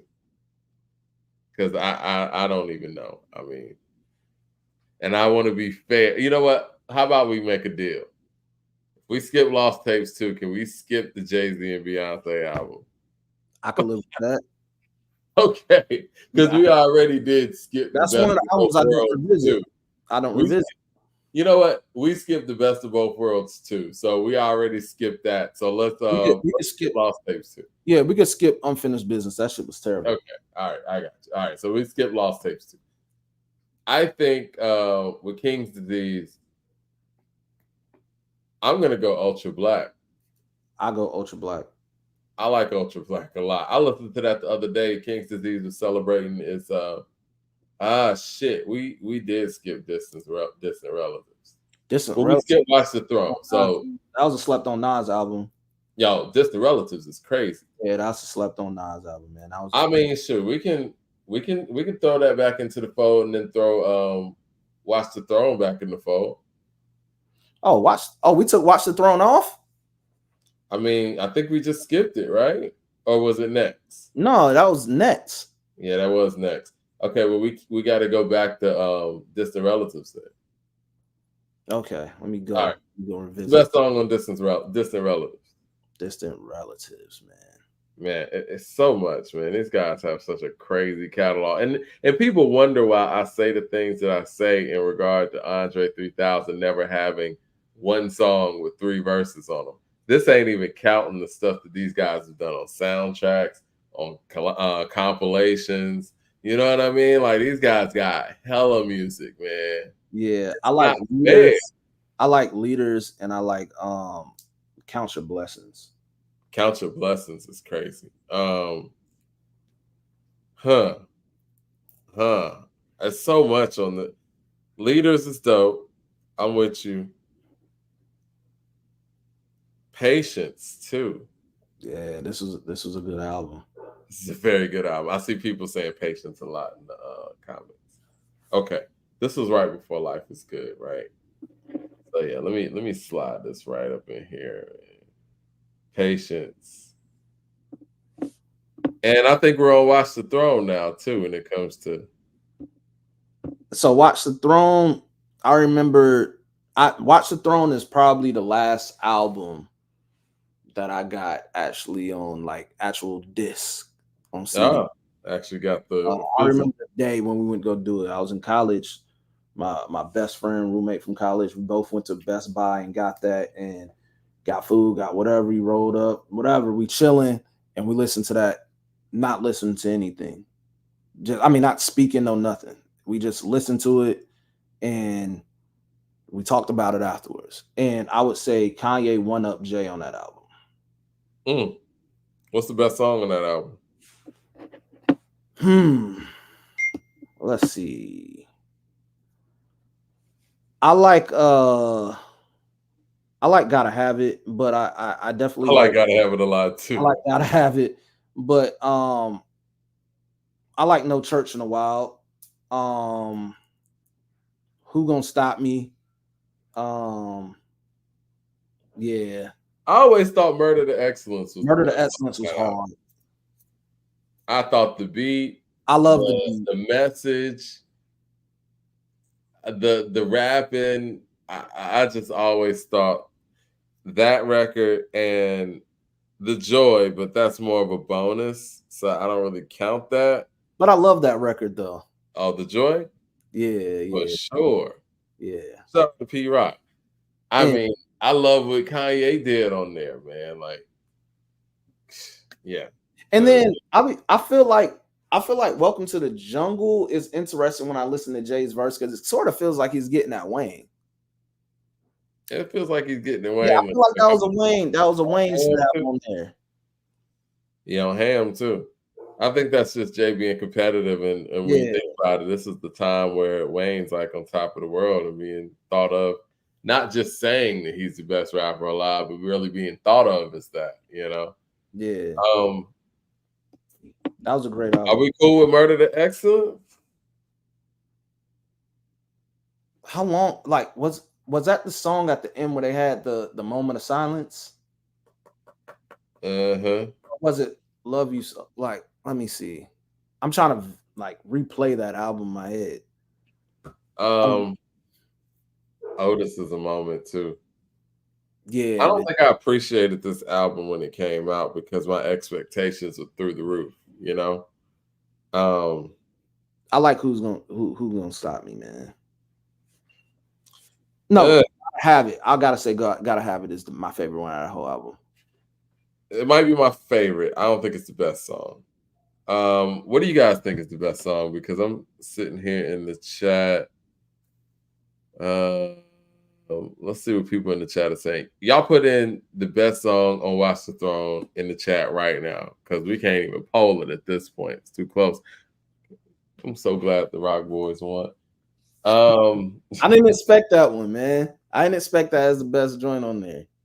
They say Niggas in Paris. Yeah, I mean that was a monstrous It's hard to record. go against. It's a diamond record. I see Yes. Murder to Excellence here. Um, every song is fire. Prime Time or Otis. No Prime Church in Time the was Wild. No good. Church in the Yeah, Wild. Prime Time Welcome was to the good. Jungle. No Church in the Wild. I'm seeing a lot of No Church. No Church. Okay. I like that beat, man. That No Church beat was crazy. It was epic. You know what I'm saying? Like they built that up for the moment for sure. Okay, No Church in the Wild. It's what it looks like the overall consensus here. No Church. All right. Okay. And now King's Disease 2. Listen, man, this guy's catalog continues to go on and on. I think King's Disease 2, that's going to be Store Run or Nobody. What you felt about EPMD 2? I felt like Eminem messed it up. I mean, he did. You know, I think he came in. He was off topic. He's talking about drugs on a Nas record. What are you doing, man? You know what I'm saying? Like, read the room, player. You know, I had to get you to ask you that. Yeah, you know, I'm just saying. And Nas out rapped him on there too. And you know how you know Nas out rapped him? Because nobody's talking about it. Because if he would have out rapped Nas, we would never hear the end of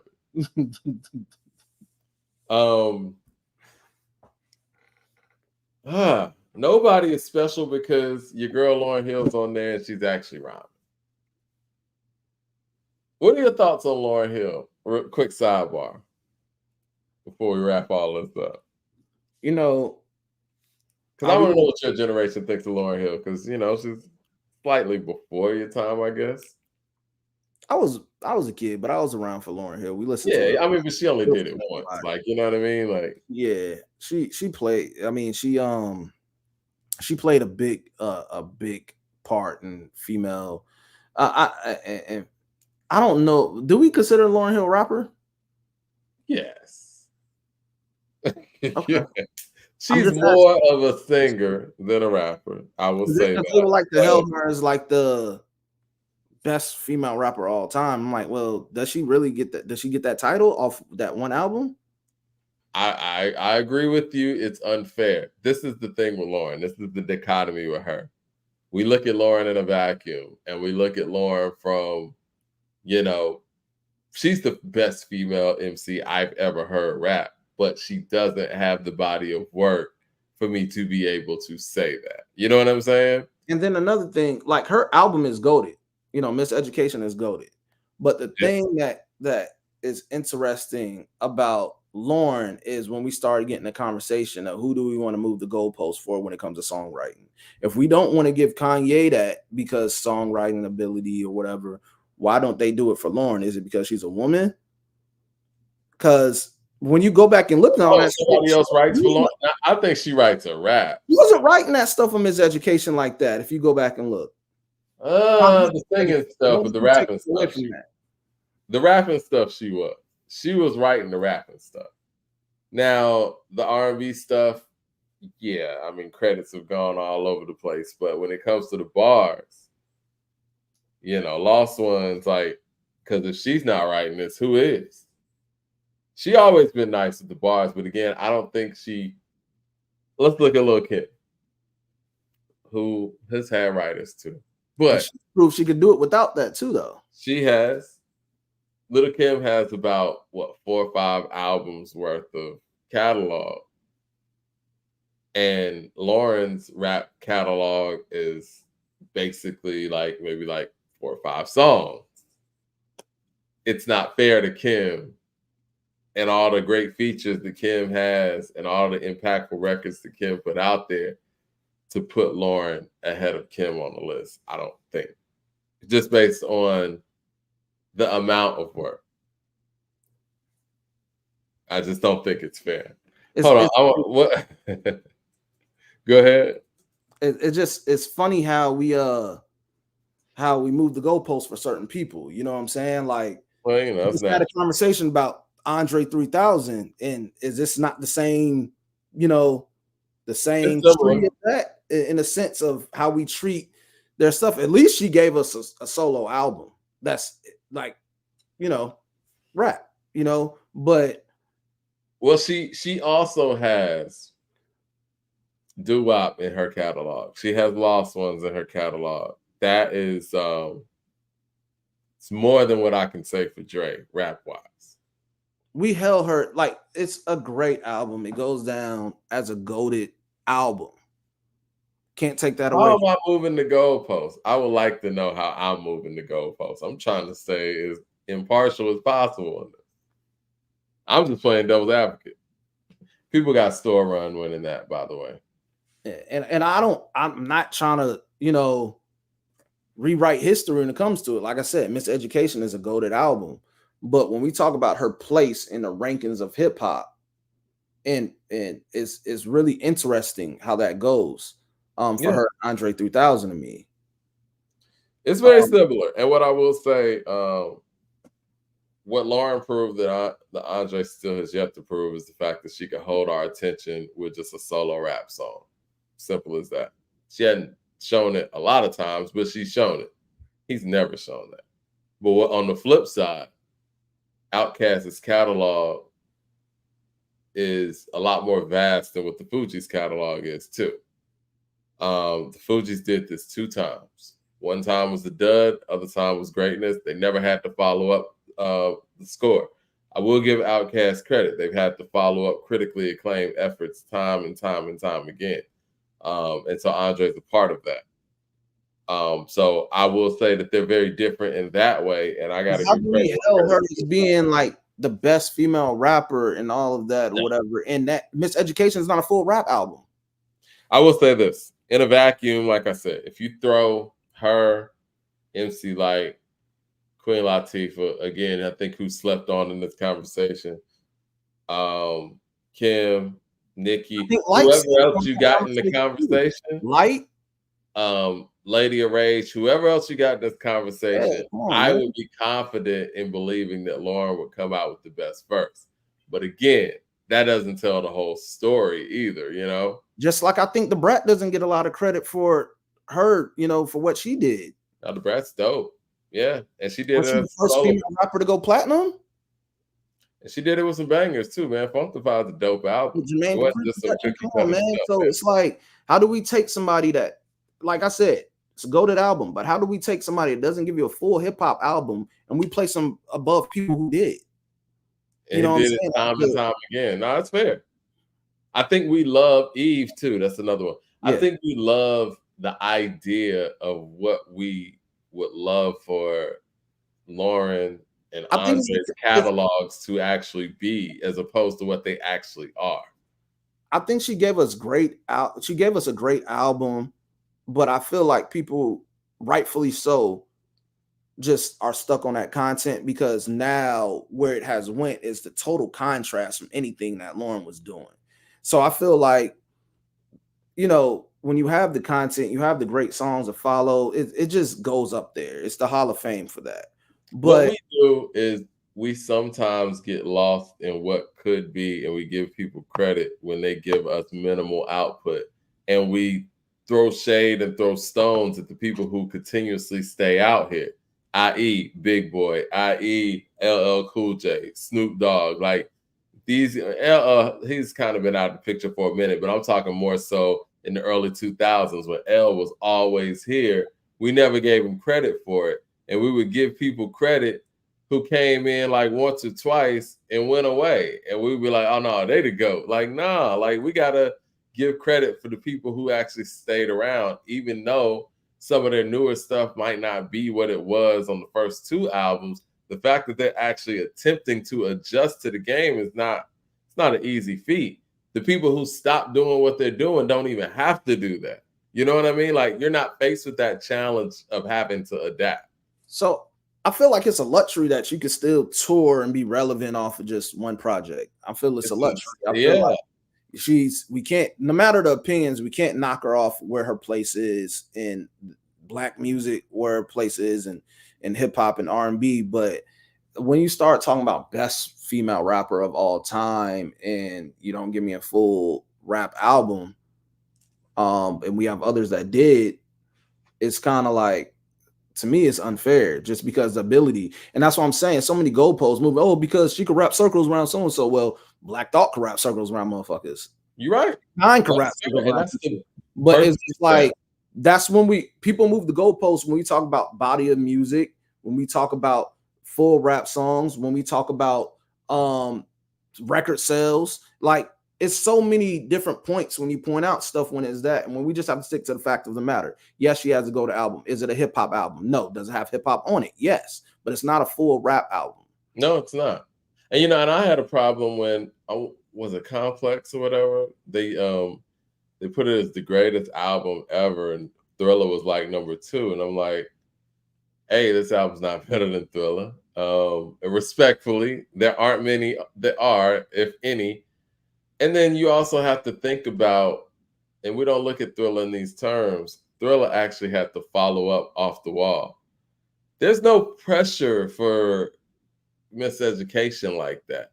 You know what I'm saying? Like, the pressure is to live up to what we always knew she would be. The pressure really would have been to follow up Miseducation. And we never got that. And there was no opportunity. Well, I won't say no opportunity. She never attempted to do that. And for me, as a great all-time artist, I have to dock points when you don't even attempt to follow up a great effort.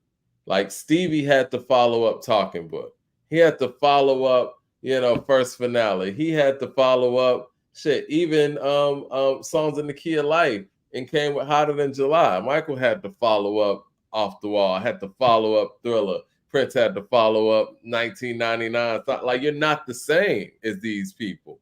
You're not. I mean, you're a great artist, but we got to put it in context. Like, when you don't follow up a Love Below or a Miseducation, I got to look at you different. And it doesn't take away from their art. It doesn't take away what they did. It's just like, it just puts it in context. We just fall in love with the aura of who the person is because they gave us something great and he went away, and we're stuck with that body. And I feel it's a true testament where somebody could do that and we're stuck with that from years to come. That's a true testament to really good music. It is. And it's the same thing with like Erykah Badu. She could tour off that catalog of what she has and that piece of what she put out, but she followed up though. You know what I'm saying? Like, she followed up. Like, you're only measured as good as what your last, what you gave us. Right. And I feel like Lauren is one of those ones, very talented, sing her ass off, could rap, and she has to go to album, but it's like, I don't know. When we start having the conversations of list or whatever, it's always subjective, but it's just like, I'll hail her as one of the greatest artists, but when we start talking about the best female rapper, it's like, I don't know. Well, you know what? This is what we need to do. We need to put it in the category of great talents. It's like, I'm saying, that ball player that had all of the talent and the makeup, but doesn't really have the body of work, right?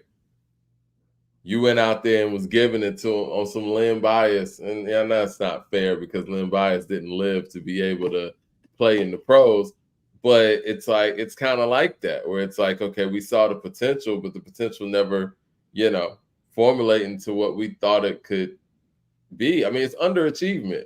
I mean, I say that respectfully. Michael Williams with the super chat says, in a vacuum, who's the better rapper, Andre or Lauren? In a vacuum, I'm still going Andre, but it's me too. It's not like stupid far. Magna Carta, Holy Grail. All right, getting back to it. I hate this. I know a lot of people don't like it because of the massive kind of like reach of Magna Carta, but I do feel like it had some joints on there. I like Crown.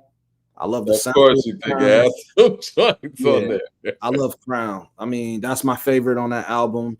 But I like Oceans.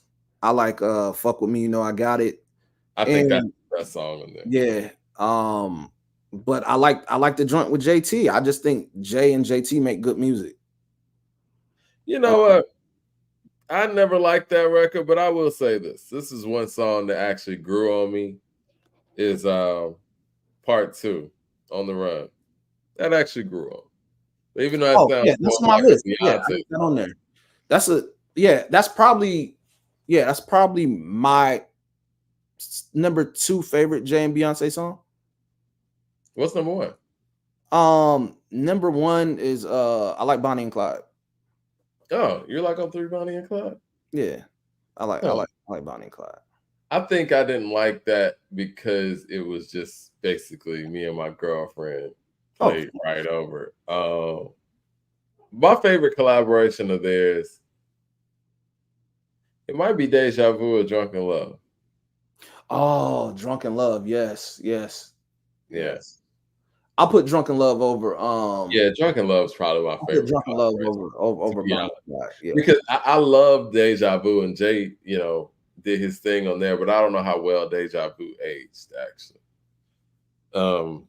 Well, I love his verse on Upgrade You, but that's a Beyonce record, of course. Yeah, but People love Upgrade You. And Upgrade You, somebody just said it in the chat, Upgrade You is yeah, the best collabo. Yeah. that production on there was crazy. But yeah, man. Magna Carta has some joints on there, man. But my favorite is Crown. All right, now we're at Nas Magic. I mean, we got so many albums, man. Jay about to run out of albums though, so I mean that's a good one to end the discussion on at least. But Magic for Nas, I think the best song on Magic. I think the best song on Magic is The Truth, to be honest. Meet Joe Black's up there. 4016 building. Yeah, people say Meet Joe Black. I'm gonna go The Truth. I'm gonna go The Truth. I'm gonna go The Truth. Yeah, I don't I'm have gonna favorites go The on Truth. these last ones. I love these last few albums from Nas, but I don't have favorite songs off them. I'm just gonna be I honest. mean, it kind of just run Yeah, they together just very flow, well. man. He got in his bag and he really was just making good music. He found this creative flair again, man. I just appreciate them for what they are. I don't really have favorites that stand out on those last ones. The Carters album. I don't like it. We're not gonna pick a song from the Carters. I would say Love is everything. I Michael like Lee Super Chat says Magna Carta Holy Grail is trash, but Jay watched Nas on BBC. He did. He yeah. seems to always do that on when they get together. But I think he wants it more when they get together. So the Carters album, right? Summer, Ape Shit, Boss, Nice. I love Ape Shit because I like rapping Beyonce. I'm not gonna lie, rapping Beyonce is pretty cool. I like Friends. Friends was cool. I like Friends, but yeah, it's a toss up between Ape Shit and Friends. But that I don't like that album, man. It disappointed me. It was a long anticipated collab album because they have big hits together, and I thought it was gonna translate on the album, and I feel like it came late, number one, and then number two, it just wasn't a good album for me, man. Yeah, I guess we can go Ape. But I like rapping B. I think B's dope when she raps. And what I'm gonna do is, after this show, I'm gonna probably line these up, and what I'm saying, we'll let the people choose from there. Okay, I guess we're just gonna get to KD3 because that's gonna leave us at 444. King's Disease 3. For the people out there, what is the best song on King's Disease 3? Because to me, I think this is a top 5 Nas album. That's saying a lot. 30 years into his career. There's a lot of songs on here. Legit Thun, Michael and Quincy, 30, Reminisce, Once a Man, Twice a Child. I love that record. And I love Get Light, Beef, First Time, Don't Shoot. This is a really good album.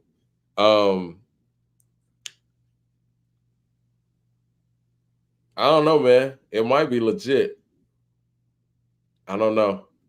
We did when this album got released, we did a station head, and we're listening to this album for the first time with what was like 400 people in the room, and it was so dope because we were all hearing this album for it felt like that like you were saying with Watch the Throne, where you sit there and buy an album, you sit there with your friends and unwrap it, and you sit there and play it at once. So a lot of great memories from this album. People saying Thun's the best. Thun, WTF. Do I see a Michael and Quincy? No, legit probably. Thun, First Time, WTF, SMH, Reminisce. My personal favorite song on the album, and it changes all the time, is probably Reminisce. Michael and Quincy, Once a Man, Twice a Child. I don't know, guys. I'm cool with Reminisce being the representation of it. Classic sample. Hit Boy killed the sample with the Mary sample. Michael and Quincy, though. All right, we're gonna go Michael and Quincy. I see that the most. 444, and then we out. I'm gonna let you do this one because you hold 444 so high. Yeah, I don't know why other people don't like 444 like that. It's their opinion. It's cool. 444. It's me. I'm not a big fan of 444. I think it's not the. What you don't like? Yeah, what you don't like about it, Mike? It's not the. Well, first of all, I'm not a big fan of No ID's production. It's no secret there. I think Jay is in his strongest pocket when he's speaking from a position of strength, and like, you know what I'm saying. Actually, I need to go back because the Carters is actually after 444. But yeah, well, I'll reorder that. But anyway, I like when Jay is speaking from a position of strength and a position of confidence, and I guess I didn't get that vibrato on 444. And I guess that's what it was supposed to be. Like, it was more of a vulnerability record. I do think that Family Feud is probably my favorite song on there. Family Feud and 444 itself, I thought, were the two dopest songs on the album. And I'm okay with Marcy Me, but I think that if I had to pick a record, I'm gonna say Family Feud. I feel like Jay showed flashes of this 444 Jay on Watch the Throne. You seen flashes of some of his verses, like Murder Ass and stuff like that. You see flashes of Jay spitting like that on that album, and then you go to 444 and you kind of get a full album of that. For me, I like the story of OJ. I like Family Feud. I like Bam. I like Caught Their Eyes, and I like Moonlight. And I feel like there was a lot of subjects he touched on it. And 444, the content on 444, I like. You know, it's a mature Jay, and I guess, you know, it goes back to how Jay addressed his music on ignorant shit, and I feel like this is a testament of it. You know, and he's talked about it multiple times. You're like, you want to, hear OJ, go listen to my old albums, and this is a mature J album, and it, I feel like it sonically sounds better than Kingdom Come. Oh yeah, sonically it sounds better than Kingdom Come, but there's some mature J albums there, and I see that. It's funny that people always criticize what Jay is about. He's only sell records. It's only about money, and when he goes and he gives you something of substance, people still criticize it too. So it's like, you really can't even please everybody too much. I think the thing is, he does that other thing so well that, he doesn't do that other. When I say the other thing, he does the money talk, the slick talk, the imaginary player talk, the conversational stuff. He does that so well that when he Debbie's away from that, it's like you feel like something's missing. You know what I'm saying? Like, you want that feeling. It's kind of like what Kanye said. What was that on Last Call when he was talking about making beats for Jay? It's like, I really want the introspective Jay. You know what I'm saying? But who am I? I'm on the train. And I think that's the mentality. It was like, you're so great at this certain vibrato, even when you want to be vulnerable and shit, like we want to hear you do the you don't know shit. Man. Like, nigga, I want to hear you talk the evils type shit. That's what I want to hear you do as a fan. And I get it. It happens all the time. Sometimes as a fan, you want to hear certain things from the artist that maybe they don't want to give you at this moment. I mean, I remember I missed out on Prince's last concert. And shout out to Ron. He actually went to the concert. It was on his birthday or near his birthday at the Fox. And Prince was doing a piano concert. And I was like, man, I don't want to see Prince play the piano. I want to see Prince play the guitar. But I know it was going to be the last time that, Prince is going to be performing. So it's like sometimes, the fans want certain things from the artist. And shit, he didn't want to play the guitar that night. He wanted to play the piano. Michael Williams with the super chat says, caught their eye. The bars about friends killing friends and then hugging their mothers at funerals is cold. Yeah, it's the joint with Frank Ocean. Yeah. So what song you picking on 444 before we get out of here? 444. We're gonna hit the 2.5 hour mark. I would say Family Feud or Story of OJ. I would say Family Feud. Okay. Got Family Feud here. All right, let me go down the list real quick before we get out of here. We'll go on Nas' side first. New York State of Mind. I Gave You Power. Nas is like last word. One Mic. Purple. Made You Look. Thief's Thing. Black Republican. Patience. I'm sorry. The Slave and the Master. Then Patience. Stay. Everything. Ultra Black. Store Run. The Truth. Michael and Quincy. On Jay's end, we got The Evils, Imaginary Player, Nigga What, Nigga Who, Do It Again, This Can't Be Life, Take You Home from Best of Both Worlds, You Don't Know, Somehow, Some Way, PSA, I feel like oh no, we're not. PSA, Lost Ones, The Rock Boys, Already Home, No Church in the Wild, Fuck With Me You Go, No, I Got It, Family Feud, and Ape Shit. Pretty great catalog. Yeah, we got two hip hop juggernauts, man. Like, and this is what number 1 and number 2 is about, right?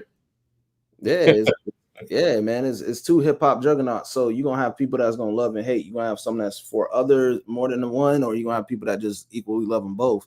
I equally love them both, but I'm a Jay fan, bro. You're gonna lean towards one side. It resonates with me more, man. Like I said, I had some Nas albums that was kind of sleepers for me. And Jay don't have all great albums, you know what I'm saying? Like I said, we could take, our opinions about Best of Both Worlds. We could take our opinions about Kingdom Come and, how people feel about Volume 3. We could take those stuff out, or even Blueprint 3, but they weren't bad albums. They weren't great albums, but to me, I feel like Jay has a lot of more great albums overall than Nas albums.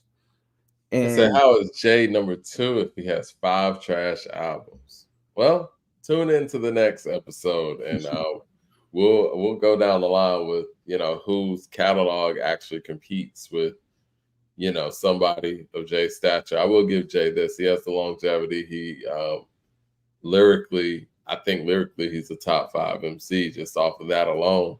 And his versatility over time, he was able to actually do something that not many other MCs were able to do. And I think the other people in the conversation, Big and Pac, they just weren't alive long enough to be able to prove that. I do think that Pac's catalog, even as short-lived as his life was, it's amazing. Probably superior to everyone's catalog song for song. And that right there in itself is impressive. But what we do have to acknowledge and be, objective about is the fact that we don't know what Pac would have sounded like in the 2000s or, early 2000s or, with production changes. Or we don't know if Pac would have just said, you know what, I'm going to do movies, and we know what Jay was able to do from 96 and beyond. So we got to consider those things.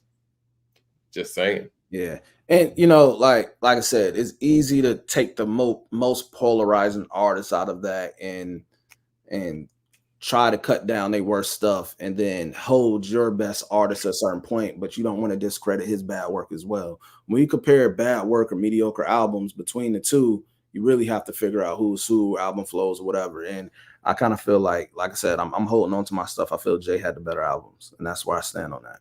Well, in a vacuum, though, I mean, I think Pac and Big had the biggest ceiling. I think they were a lot more advanced than their peers. Pac specifically and Big right after that. But again, I think it's unfair to the people who, I mean, we see how long of a catalog these guys have and how long it took us to just go through these albums and pick the best songs. I don't think it's fair to say, you know, guys who were active for 4 or 5 years, there's no way to catch them, even if you go out here and make 19 albums. I just don't think that, you know what I'm saying? Like, I just don't think that is. But then another thing, respect for the work and the growth, you know, when you and the talk, fact that Nas just came out here and made 6 albums in 4 years with Hit Boy, somebody who ain't even of his generation. Like, we haven't seen. Biggie didn't have the opportunity to do that. You know what I'm saying? Pac didn't have the opportunity to do that. Not to say they couldn't. They just didn't. And so I can't discount what Nas has been able to accomplish. No, not at all. Yeah. So, I mean, that's just kind of where I'm at with it. You know what I'm saying? And I wish that Pac and Big would have been able to live on. I think this whole thing looks totally different. Yeah, and I feel like it's different when you listening to stuff through your headphones or stuff in the confines of your car or your house. But you put them on that stage, on that versus stage, and you start figuring out whose hits is one over another. That's a true testament to their work as well. You know, I don't think anybody's beaten Tupac on that stage, to be honest. Tupac got like on All Eyes on Me. He got hits on that, numerous hits on that. And album, and like there's some even on his other albums that wasn't held as his best. He even had some joints off those, but Pac's music, Big's music stand the test of time. We were robbed of two greats because I feel like Big on Life After Death, we started to really see his versatility. Yeah, we started to really see what he was going to offer next. Ready to Die, better with every verse. A lot of people have to understand, and like I said, I was a kid when this came out, but I know the history, and it's not like Ready to Die was an instant success. It had to be work. Bad Boy worked the hell out of that. It did work it. I mean, I will say this: Juicy wasn't when it was released. It wasn't what it is today. I'll say that. I think Flavor in Your Ear, from what I remember, it was like 7th grade at the time. I remember Flavor in Your Ear being the bigger song. Juicy was around, it was getting play. I'm not sitting there acting like it wasn't. But I think Big Papa was the record that started really getting a lot of play and became the identity for Big. And then when that One More Chance remix dropped, he was out of here. But that was 95.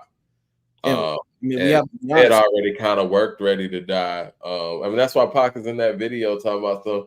Man, these niggas had to put out all these remixes to go platinum and this and that. You know what I'm saying? So, I mean, that's just what it was. I mean, I shout out to Bad Boy and Arista for continuing to work that record because they knew that there was a lot of brilliance in there, Yeah, it was a collaborative effort for both of them. Like, because we know the stories of how All Eyes on Me came about, certain records and stuff that Pac took over that was produced for others, like Got My Mind Made Up and, what was the other joint? There was another joint that was supposed to belong to Snoop or something. Yeah. I mean, there was a lot of stuff. But Mind Made Up was Dog Pounds. Yeah. California Love, that was Dre's. But what Pac did, those might have been Snoop's. Yeah, what Pac did to him is crazy. You can't take it back from him, man. I mean, I heard the version where it's with 2 verses. It ain't the same. You know what I'm saying? And so yeah, Pac's necessary on all of those records, and his ability to just sit there and basically, take over songs without having to be the lyrical miracle guy, just his energy and his aura was, I mean, his star power was just, polarizing. I feel in a vacuum, the greatest rapper of all time, and I know a lot of people don't want to hear that, because people have in their mind what the greatest rapper looks and sounds like. But I mean, his impact and how advanced he was at that time was just, immeasurable. Yeah, and I feel like Big. Say if we take early Pac records and we take, the non-commercial remix Diddy records, who do you think kind of still had it? You know what I'm saying? Because I still think Pac, and I think that, Big and them respectfully kind of used the way that Pac approached these records as a blueprint for them. I mean, I think Dre as well, but they used, the Chronic and stuff from a production standpoint, as Biggie's blueprint. But I think that the way, I mean, Pac even said he was giving them game on how to put songs together. And I mean, you can see that, when it comes to even the slang, the approach, Pac was making radio records early. Like, I Get Around is early. You know what I'm saying? Like, he and knew how to make radio records, and he knew how to make, the introspective records. He could make I Get Around, and he can make not Brenda's Got a Baby, but Keep Your Head Up seamlessly. yeah, it's like Pac, man. Early. He to me, he was a better songwriter, He is. and his work ethic was amazing. That's why he left us with so much music, even after he passed. It just He I didn't feel have a Puffy. You know what I'm saying? Like, Puffy doesn't get enough credit for, making Big the songwriter that he became. I think, without Puff, Big sounds like, Give Me the Loot. And you know what I'm saying? Like, that was his direction. He was grimy. He was a great, MC, spitter, street performer. But Pac didn't have a Puffy or a Dre or any of these guys producing him, telling him how to put his songs together. I mean, he had the Digital Underground who were dope. But you know what I mean? Like, a lot of this came from him and came from his inspirations that came from like Marvin Gaye and other genres. Yeah, I feel like not only his work ethic, but his ability to make records even with the R&B guys, from the John B's to getting on records with Jodeci, and Yeah. and the stuff he does with that, and the Pac could give you a record that's for love of the ladies, and he can give you a record saying fuck them bitches. You know what I'm saying? It's like Yeah. the duality in that. Wonder Why You Call You Bitch. And then like there's records where Pac is just he's to me, I felt like he always had the versatility. Pac is a person, you can give him a beat and he's gonna make something out of it. Yeah. And we see that. And he didn't have the best beats either. That's the thing. Nah. Like, he made those beats. He started getting the best beats on All Eyes on Me, and that's why that really sticks out. But he didn't have like the best production on like Me Against the World and Strictly for My Niggas, but he knew how to still stand out. And it's funny that he doesn't get the credit for his lyrical ability. But if you go and listen to what he was spitting on All Eyes on Me, on songs like No More Pain or The Hearts of Men, stuff like that, and you hear him spitting on it, he's really spitting. People, he captures the heart, but he's not spitting. Go back and listen to those, and tell me Pac was not spitting. A true lyricist. Against all odds. You know what I'm saying? Like on Machiavelli, like, come on, man. All right, man, let's get up out of here, man. Great show. Like I said, I'm gonna put this list up and just kind of see where the people go with it on that. But yeah, I think we got some of the best songs from these albums. I don't think we had too many misses here. Yeah. All right, man. Well, Siobhan, to next week. You gonna be joining us next week too? Yeah, man. The people hated me today, man, but it's all good. I love you. People not always gonna like what you. I love hip hop, man. I love hip hop. And hip hop loves us all. All right, man. Hit like and subscribe, everybody, man. We appreciate you rocking with us. And till next time. Yes, sir.